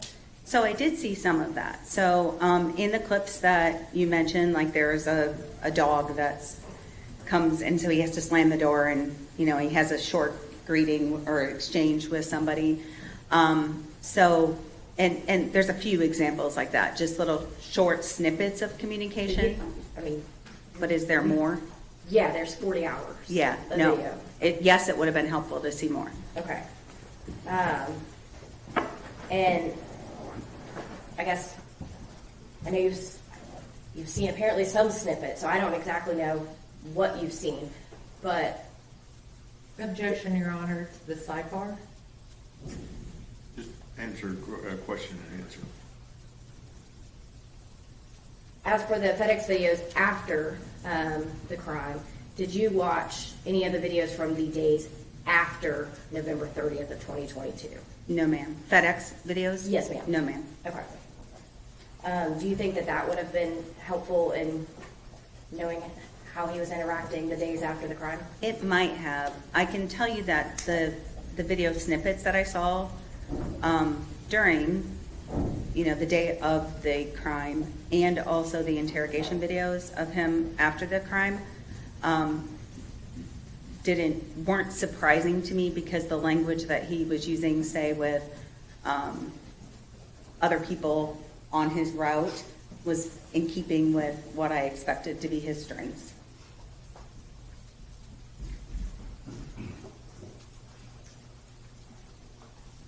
Do you know how many experts Tanner Horner had seen before you? Objection, Your Honor, relevance. Over. No, I don't.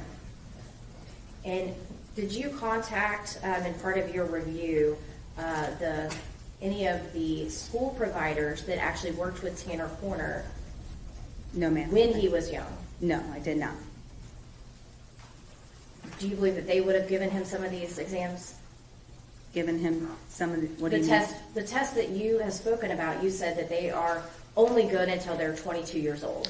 Oh, correct? yes. So that's interesting. When you look at his educational records, there's a lot of focus on behavior. Judge, objection, non-responsive. Sustained. So the question. Hang on. Sorry. Wait till she asks you the next question. Okay. So as for your specific exam, you went and adapted the test, correct? Mm-hmm. Did he have any issues with answering any of your questions or answering the questions on that exam? Yes. And what issues did he have? Well, he had significant difficulty with all of the assessments. And what I was starting to say, and I don't know if this, I want to answer your question, was that you asked if he had been given any of these assessments during his formative years, and the CAPS didn't exist. So I wanted to clarify that. It was only developed about 5 years ago. And also in the educational records, there is a significant focus on behavior, and I think that maybe took precedence. I guess to follow up with that, wouldn't it have been helpful to you to be able to speak to the people who actually knew him during those formative years? It wouldn't have hurt, for sure. You talked about his job history. So Tanner Horner was able to hold jobs, correct? For short periods of time, yes. He worked for Walmart for 1.5 years, is that correct? I'm not sure the length of time, but if you say so, yes. It's in your notes. Do you Okay. have your notes in front of you? Yeah, I don't, whereabouts in my notes does it say how long? It's in the location that, when I guess he's talking about his job. Oh, my personal notes. Yes, your sorry. personal notes in this case. Yes. I think I have them.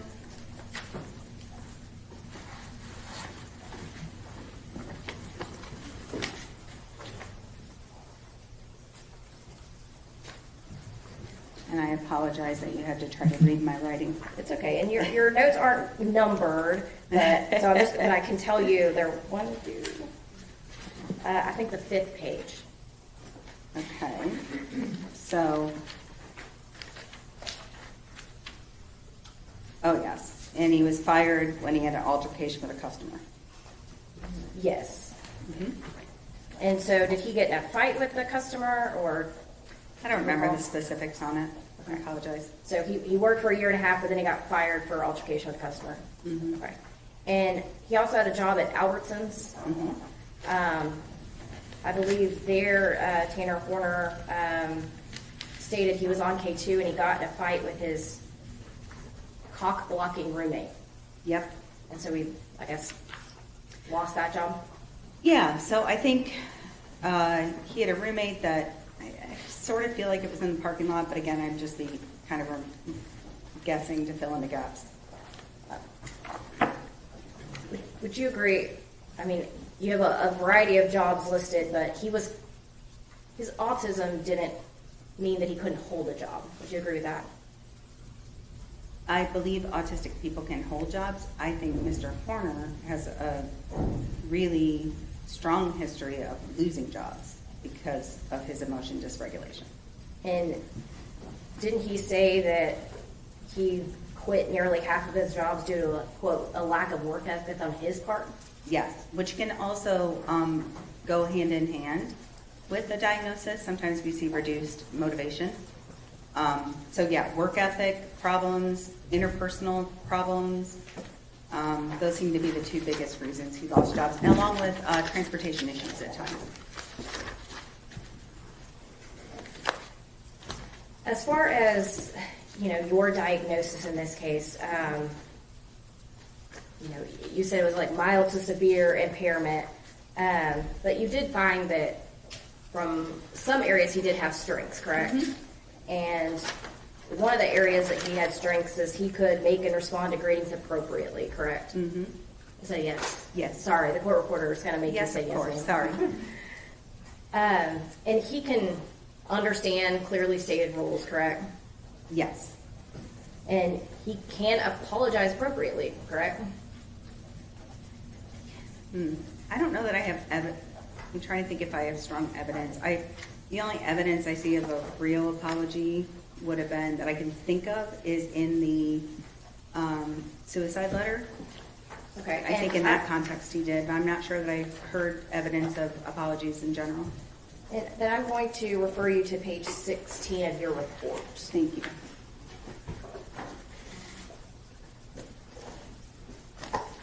And it's the third full paragraph on that page, kind of the third sentence down.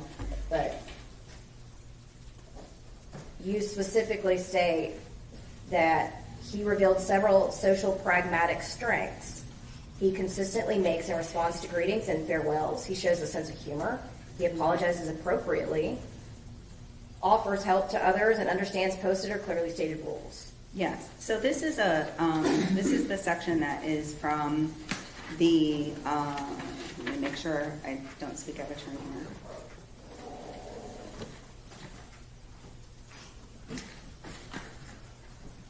This is in your analysis of results, is that correct? Right, so I think that relates, and I want to double check, because I don't want to say anything wrong, because I think that relates to his self-report of being able to apologize, and your question was regarding whether I saw it, so let me look and see if how he rated himself there. And But Judge, I'm gonna object to non-responsive. Sustained. Okay.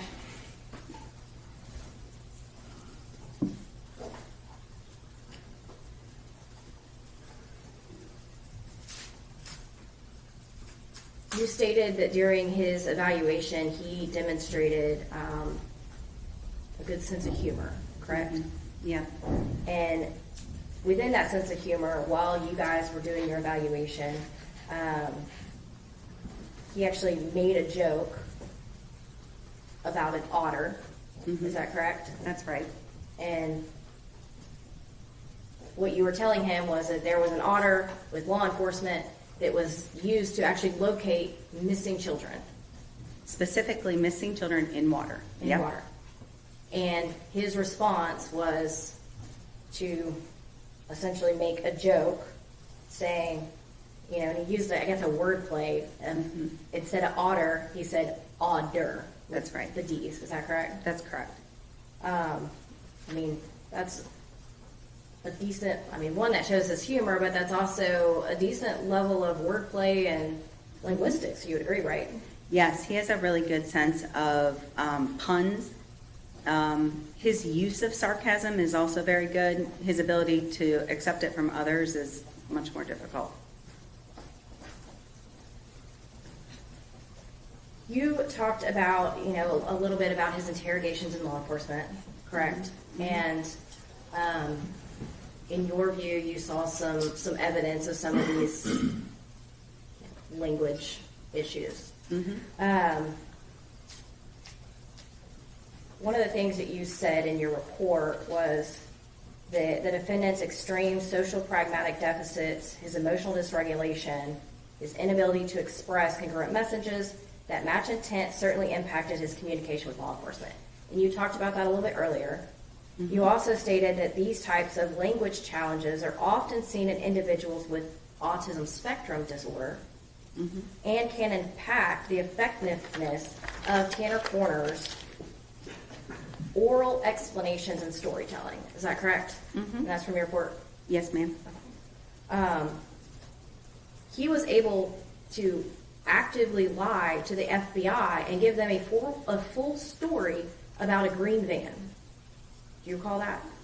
I did not see, as far as I know, I saw him with the Texas Ranger. I'm not sure that I saw an interrogation with the FBI. So you didn't see any of the video with speaking to the FBI then? I don't believe so, no. Okay. In part of the interrogations with the Texas Ranger, would you agree that he was able to clearly communicate his version of the story at that time, that he was backing into her and all the other details? I mean, he was very detailed. Would you agree with that? Absolutely gave details that were completely false. And there were several times that the investigator said, and I need to get you back to the big picture, on the December 2nd interview, because he would kind of go down those tangents. That's because they were still trying to locate Athena Strand, correct? As far as I know, yes. Was he able to clearly give his version of placing the body in the bamboo? And he actually gave clear and precise turn-by-turn directions to investigators to get them to that bamboo forest. As far as I know, I didn't see, was that on the body cam video? Yes. Okay, then yes, I'm And assuming. did you see the video where he ultimately led them to the recovery of Athena Strand's body? I did. Okay. In that one, again, now granted, he came into 0, but then he still was able to give very clear turn-by-turn directions. He was able to very clearly tell him exactly where they put Athena Strand. Right, so you have two things at play there. Is that a yes or a no? What was your question? He was able to concisely and very clearly give turn-by-turn directions and explanation of where Athena Strand's body was found in Bobo's Crossing. Yeah. Correct.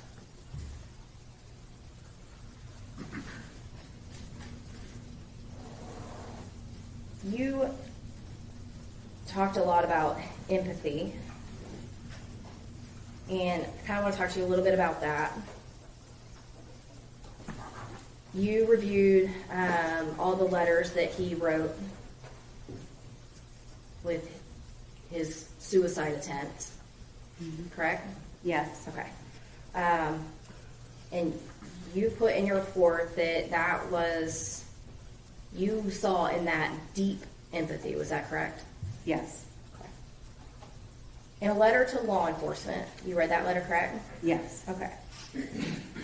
He denied responsibility and he blamed somebody else for the crime, is that correct? Yes, And you know that to be not true, correct? that's correct. Okay. Is that empathy to the family to leave them thinking somebody else out there killed their daughter? Of course not. In the letter to the family, he said, sorry, and so many people were affected by his breakdown, right? Mm-hmm. Not just your family, but my own as well, correct? Right. He said he owed it to you all to explain where my mind was at, but then he still gave untrue versions of the events. He blamed and talked about his Asperger's, not doing well with change, his different route, his being sold off to another company, but he still did not give a full telling of the events in that letter to the family, correct? Correct. Is that deep empathy to tell the family a version of the story that is still not true? He meets the criteria for showing deep empathy. He absolutely was giving falsehoods and inexplicably trying to cover his tracks. It makes no sense. It's not logical, but that goes to what I was saying about the inappropriateness of his social communication. And how is that remorse when he is still providing, even in this letter, that is supposed to be left to this family in this suicide attempt, he is still giving these falsehoods that would make them believe that somebody else was involved and still not tell them the full story of what he did to their daughter. That's remorse? I'm not sure I know anything about somebody else being involved. What are you The referring letter to? to law enforcement, he said somebody else was involved, correct? Yes, I thought you meant the letter to Athena's family. No. And then the letter to his family, he is still telling the incorrect version of those events. He's still How not is that accepting blame. remorse? He is not fully accepting blame for and he is trying to make an excuse. And at the same time, his language is indicative of remorse, and that's what I'm here to opine on. So he's fully not accepting blame and he's still blaming others. So, but you're saying that's What's remorse? the question? Is that remorse? Yes. And what he did say is remorseful. The lies that he told it doesn't serve any communicative purpose, which I think goes to the more evidence to the fact that he has such a significant social communication deficit. So you're stating that his language is stating remorse, but we can't really tell whether or not he meant remorse. Would you agree with that? Well, I said that I had 4 criteria for remorse that had to be communicated, and I'm going to object to non-responsive, Judge. Just a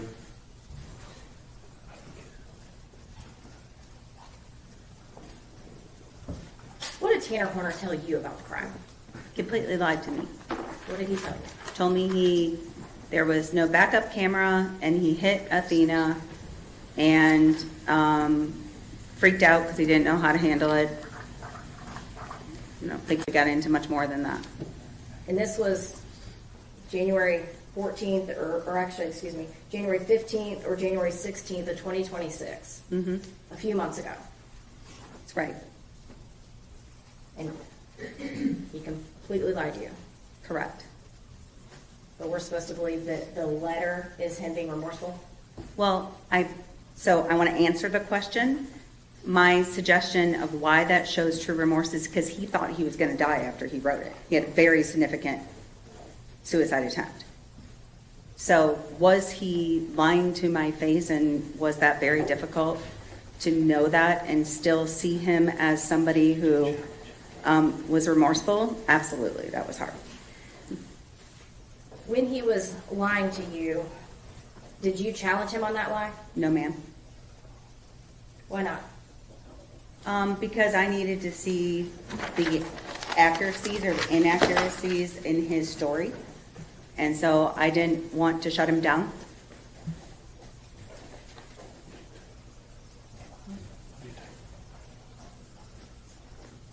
So what did he tell you about the sexual assault of Athena Strand? Did not mention it. And did you ask him? No, ma'am.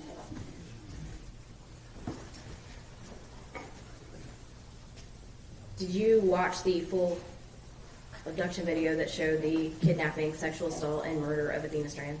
I watched whatever I told you I watched. I don't know that it was the full video. It's whatever was provided in that package to Dr. Rumbala, and then was provided as state evidence through the defense to me.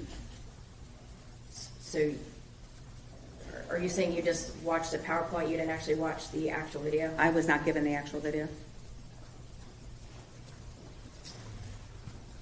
On that PowerPoint, you, I guess, got some clips, though, from Yes, that, ma'am. but not the entire video? Mm-hmm. Okay. When did you receive that? About 3 days ago.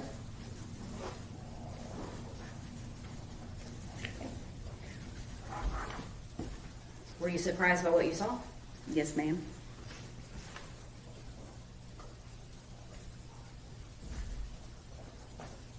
What were you surprised by? I was most surprised by the violence. I think the violence of it was really incongruent with the gentleman that I met, with the reports that I read hours about. It was shocking. It was horrific. It's awful, and I'm so sorry. Were you as surprised that you weren't able to see the emotional dysregulation that you thought you would see? I was surprised by it, and I did see a significant amount of language variation from the beginning to the end of the video.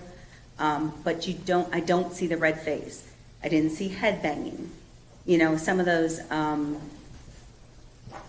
sort of stereotypical indications of an autism meltdown were not there.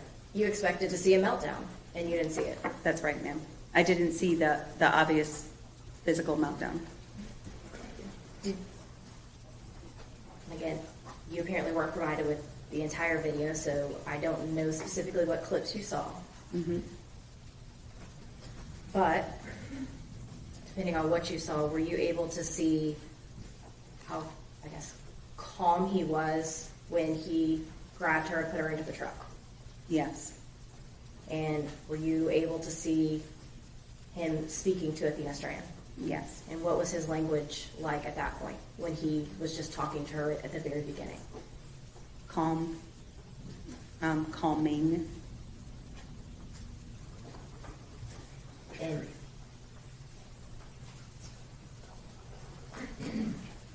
did you hear Tanner Corner say, "Don't scream or I'll hurt you"? Yes, multiple times.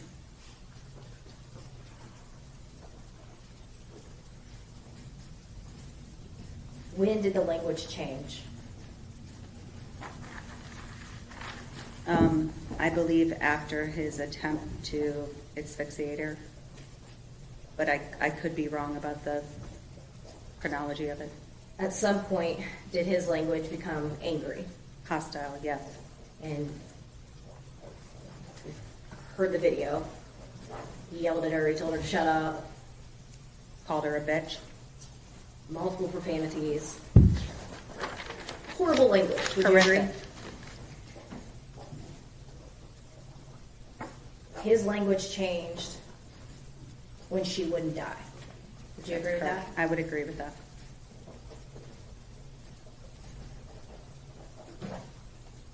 He had no empathy that day, did he? In that moment, I don't think he was empathetic to Athena, no. In fact, afterwards, he was seen smoking a cigarette, looking content. Would you agree? I didn't see him smoking a cigarette, I'm sorry. You didn't see that part? No, ma'am. Did you see the part where he was cleaning up the I van? did, yes. Did you hear him talking on the phone to his boss, making up a lie about him throwing up?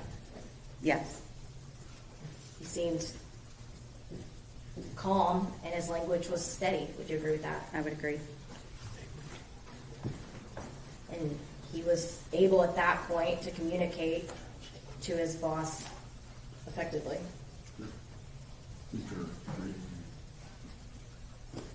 All right, 10 minutes, we'll call you right back in.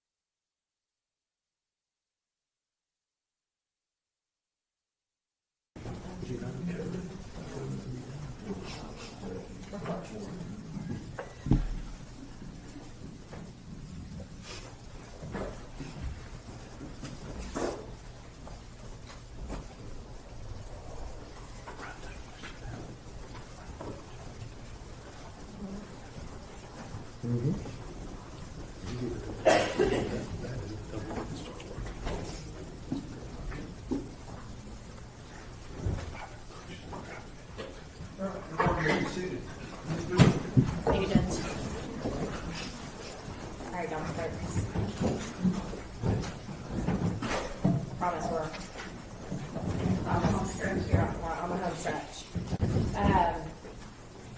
You spoke about the mom talking to him in a jail call, and that the mom had to explain to him why other inmates were looking at him like a monster, and he related it to his son, correct? She related it to his son, correct? Okay. Are you aware that he said if it was my son, he would take care of it himself? That's right. Mhm. Meaning Yes. he would kill the person who did that to his child. That was what I implied from what you said. We talked about triggering events. You apparently didn't watch the whole video. So did you actually see any triggering event? No, ma'am. Okay.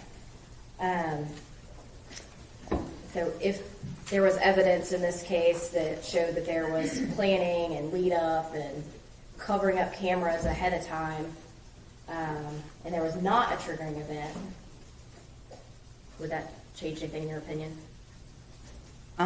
It would make it even harder to understand Mr. Horner's actions. You were given a hypothetical that said if there was all this stuff going on, right, and there was cocaine use. Did you actually see any cocaine use? No, ma'am. In this hypothetical, though, if there was cocaine use by the defendant and he went, I think your words were big reactions to small problems, right? Mm-hmm. In that hypothetical, though, we did not talk about sexual assault. How does sexual assault play into big reactions, small problems? I don't think it does. I'll give you another hypothetical. Mm-hmm. If the defendant, whether he's triggered or not triggered, if Objection, Your Honor, that's an improper hypothetical to use the defendant. It has to be, if she's going to have a hypothetical, it needs to be a proper hypothetical. Rephrase your question. absolutely, Judge, I'm going to give you a hypothetical. If somebody was caught using drugs in jail and their trigger causes them to, have a big reaction to small problems and turn to violence when they're caught using drugs, and they go to attack an inmate or a guard, that'd be a problem, right? I agree that would be a problem. And that would make that person dangerous, correct? If they had a reaction like that and if they had access to use drugs and then have that reaction, yes.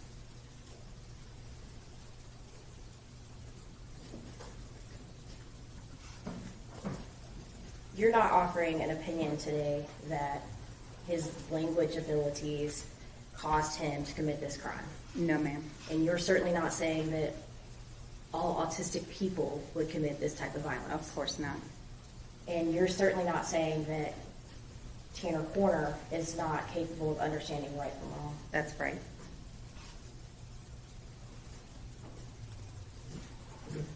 That's what, Ms. Judge. Redirect. Yes, Dr. Fritz. Let's talk about the records that you were provided.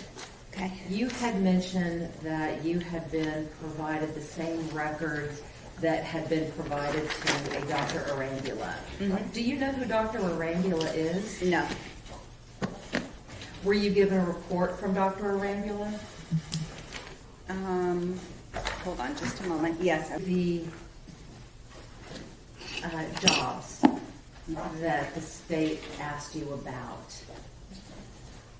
What significance were the incidents that led to Tanner's either resigning or firing or leaving that job? Lots of difficulty with what we call adulting. Transportation issues, significant interpersonal conflicts, difficulty understanding the importance of being a contributing member to society and continuing to have a work ethic, even when you don't want to.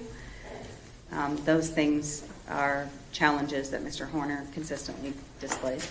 Is that something that you see in your patients? Very often, yes. When you are talking about your patients and talking about Mr. Horner, how does the fact that he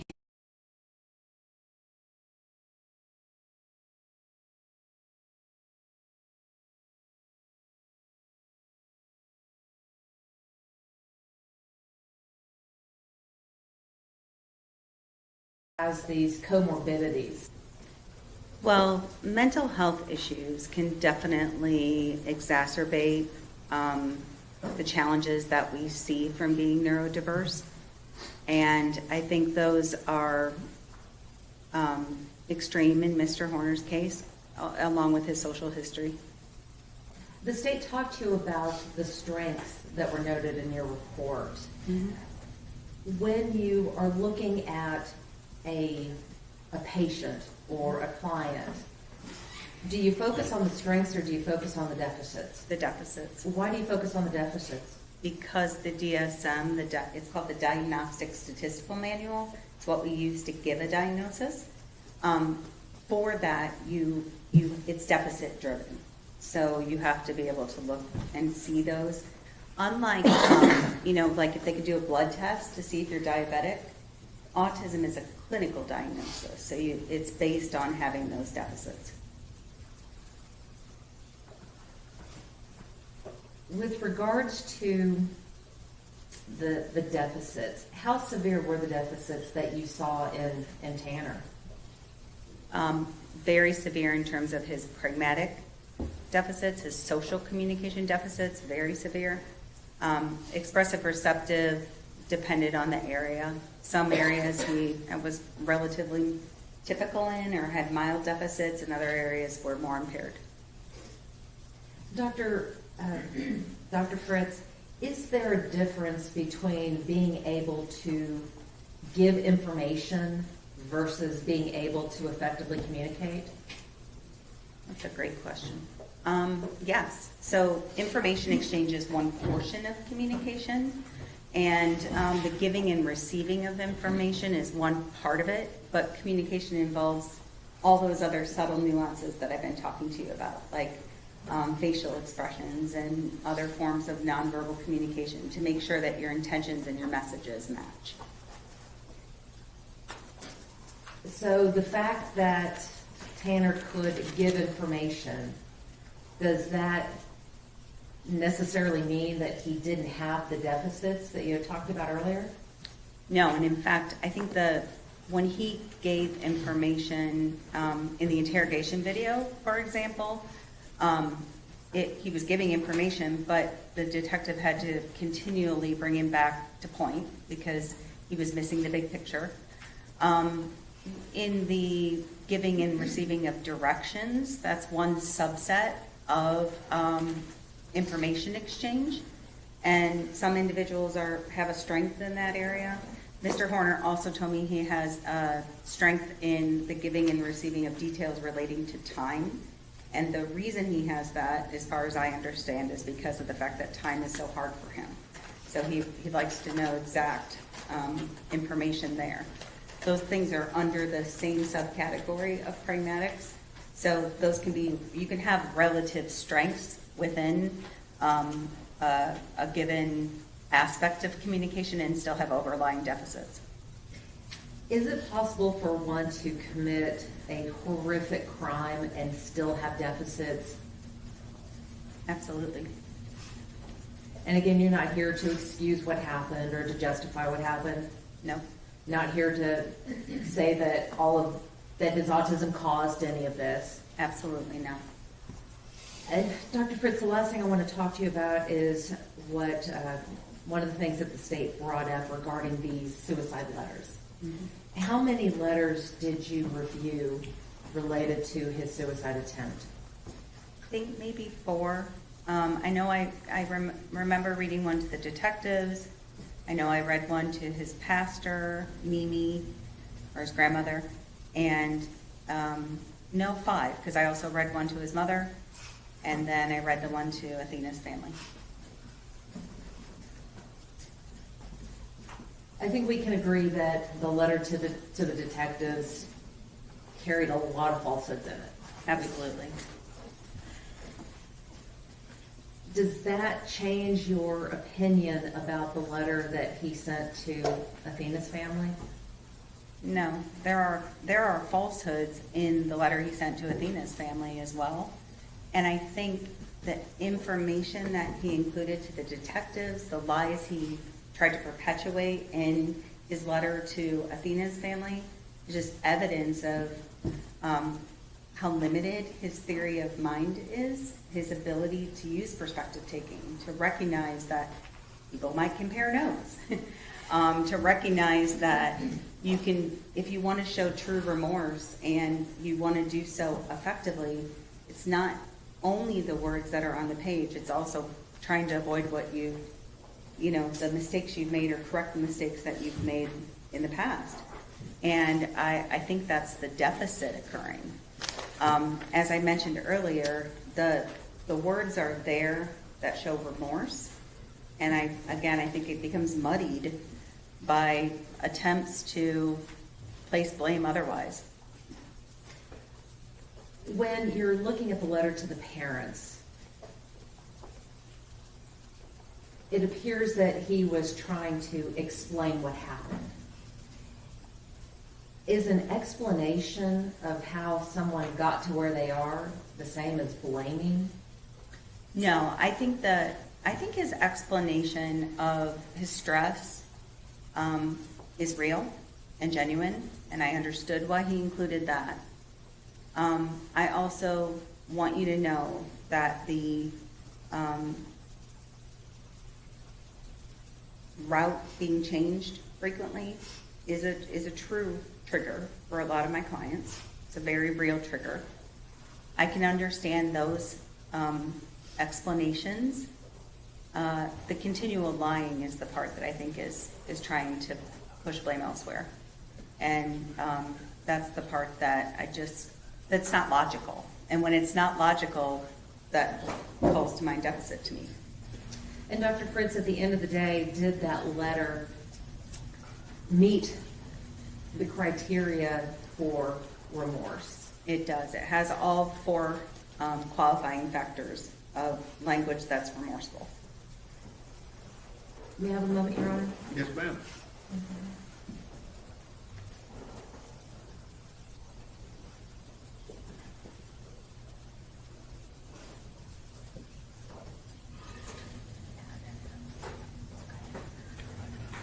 Nothing further, Your Honor. Ms. Dool. Very, very briefly, Judge. Yes, ma'am. Are you aware that he had the same route the day before?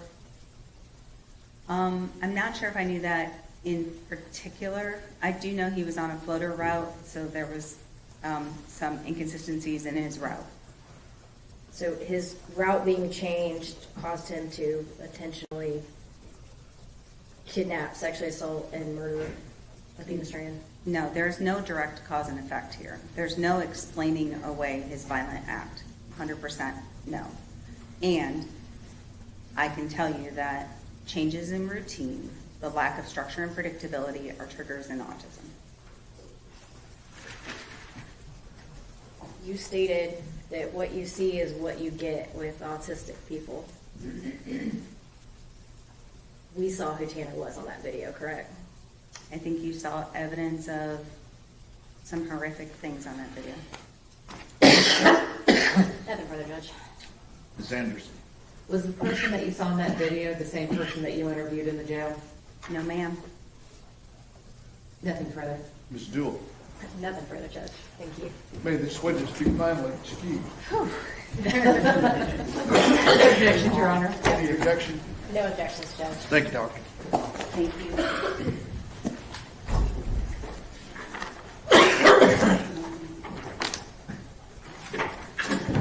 Before I choke to death, I'm going to send y'all home for the rest of the day, okay? Be back at 9 o'clock. You know, we'll see you then, okay?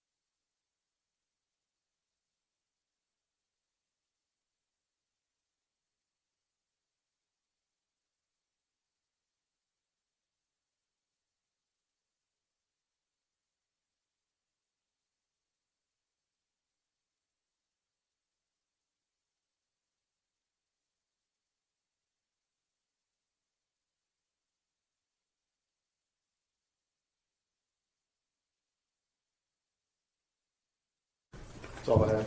Okay. We need to address that in the future, Ms. Anderson. We can address it, okay?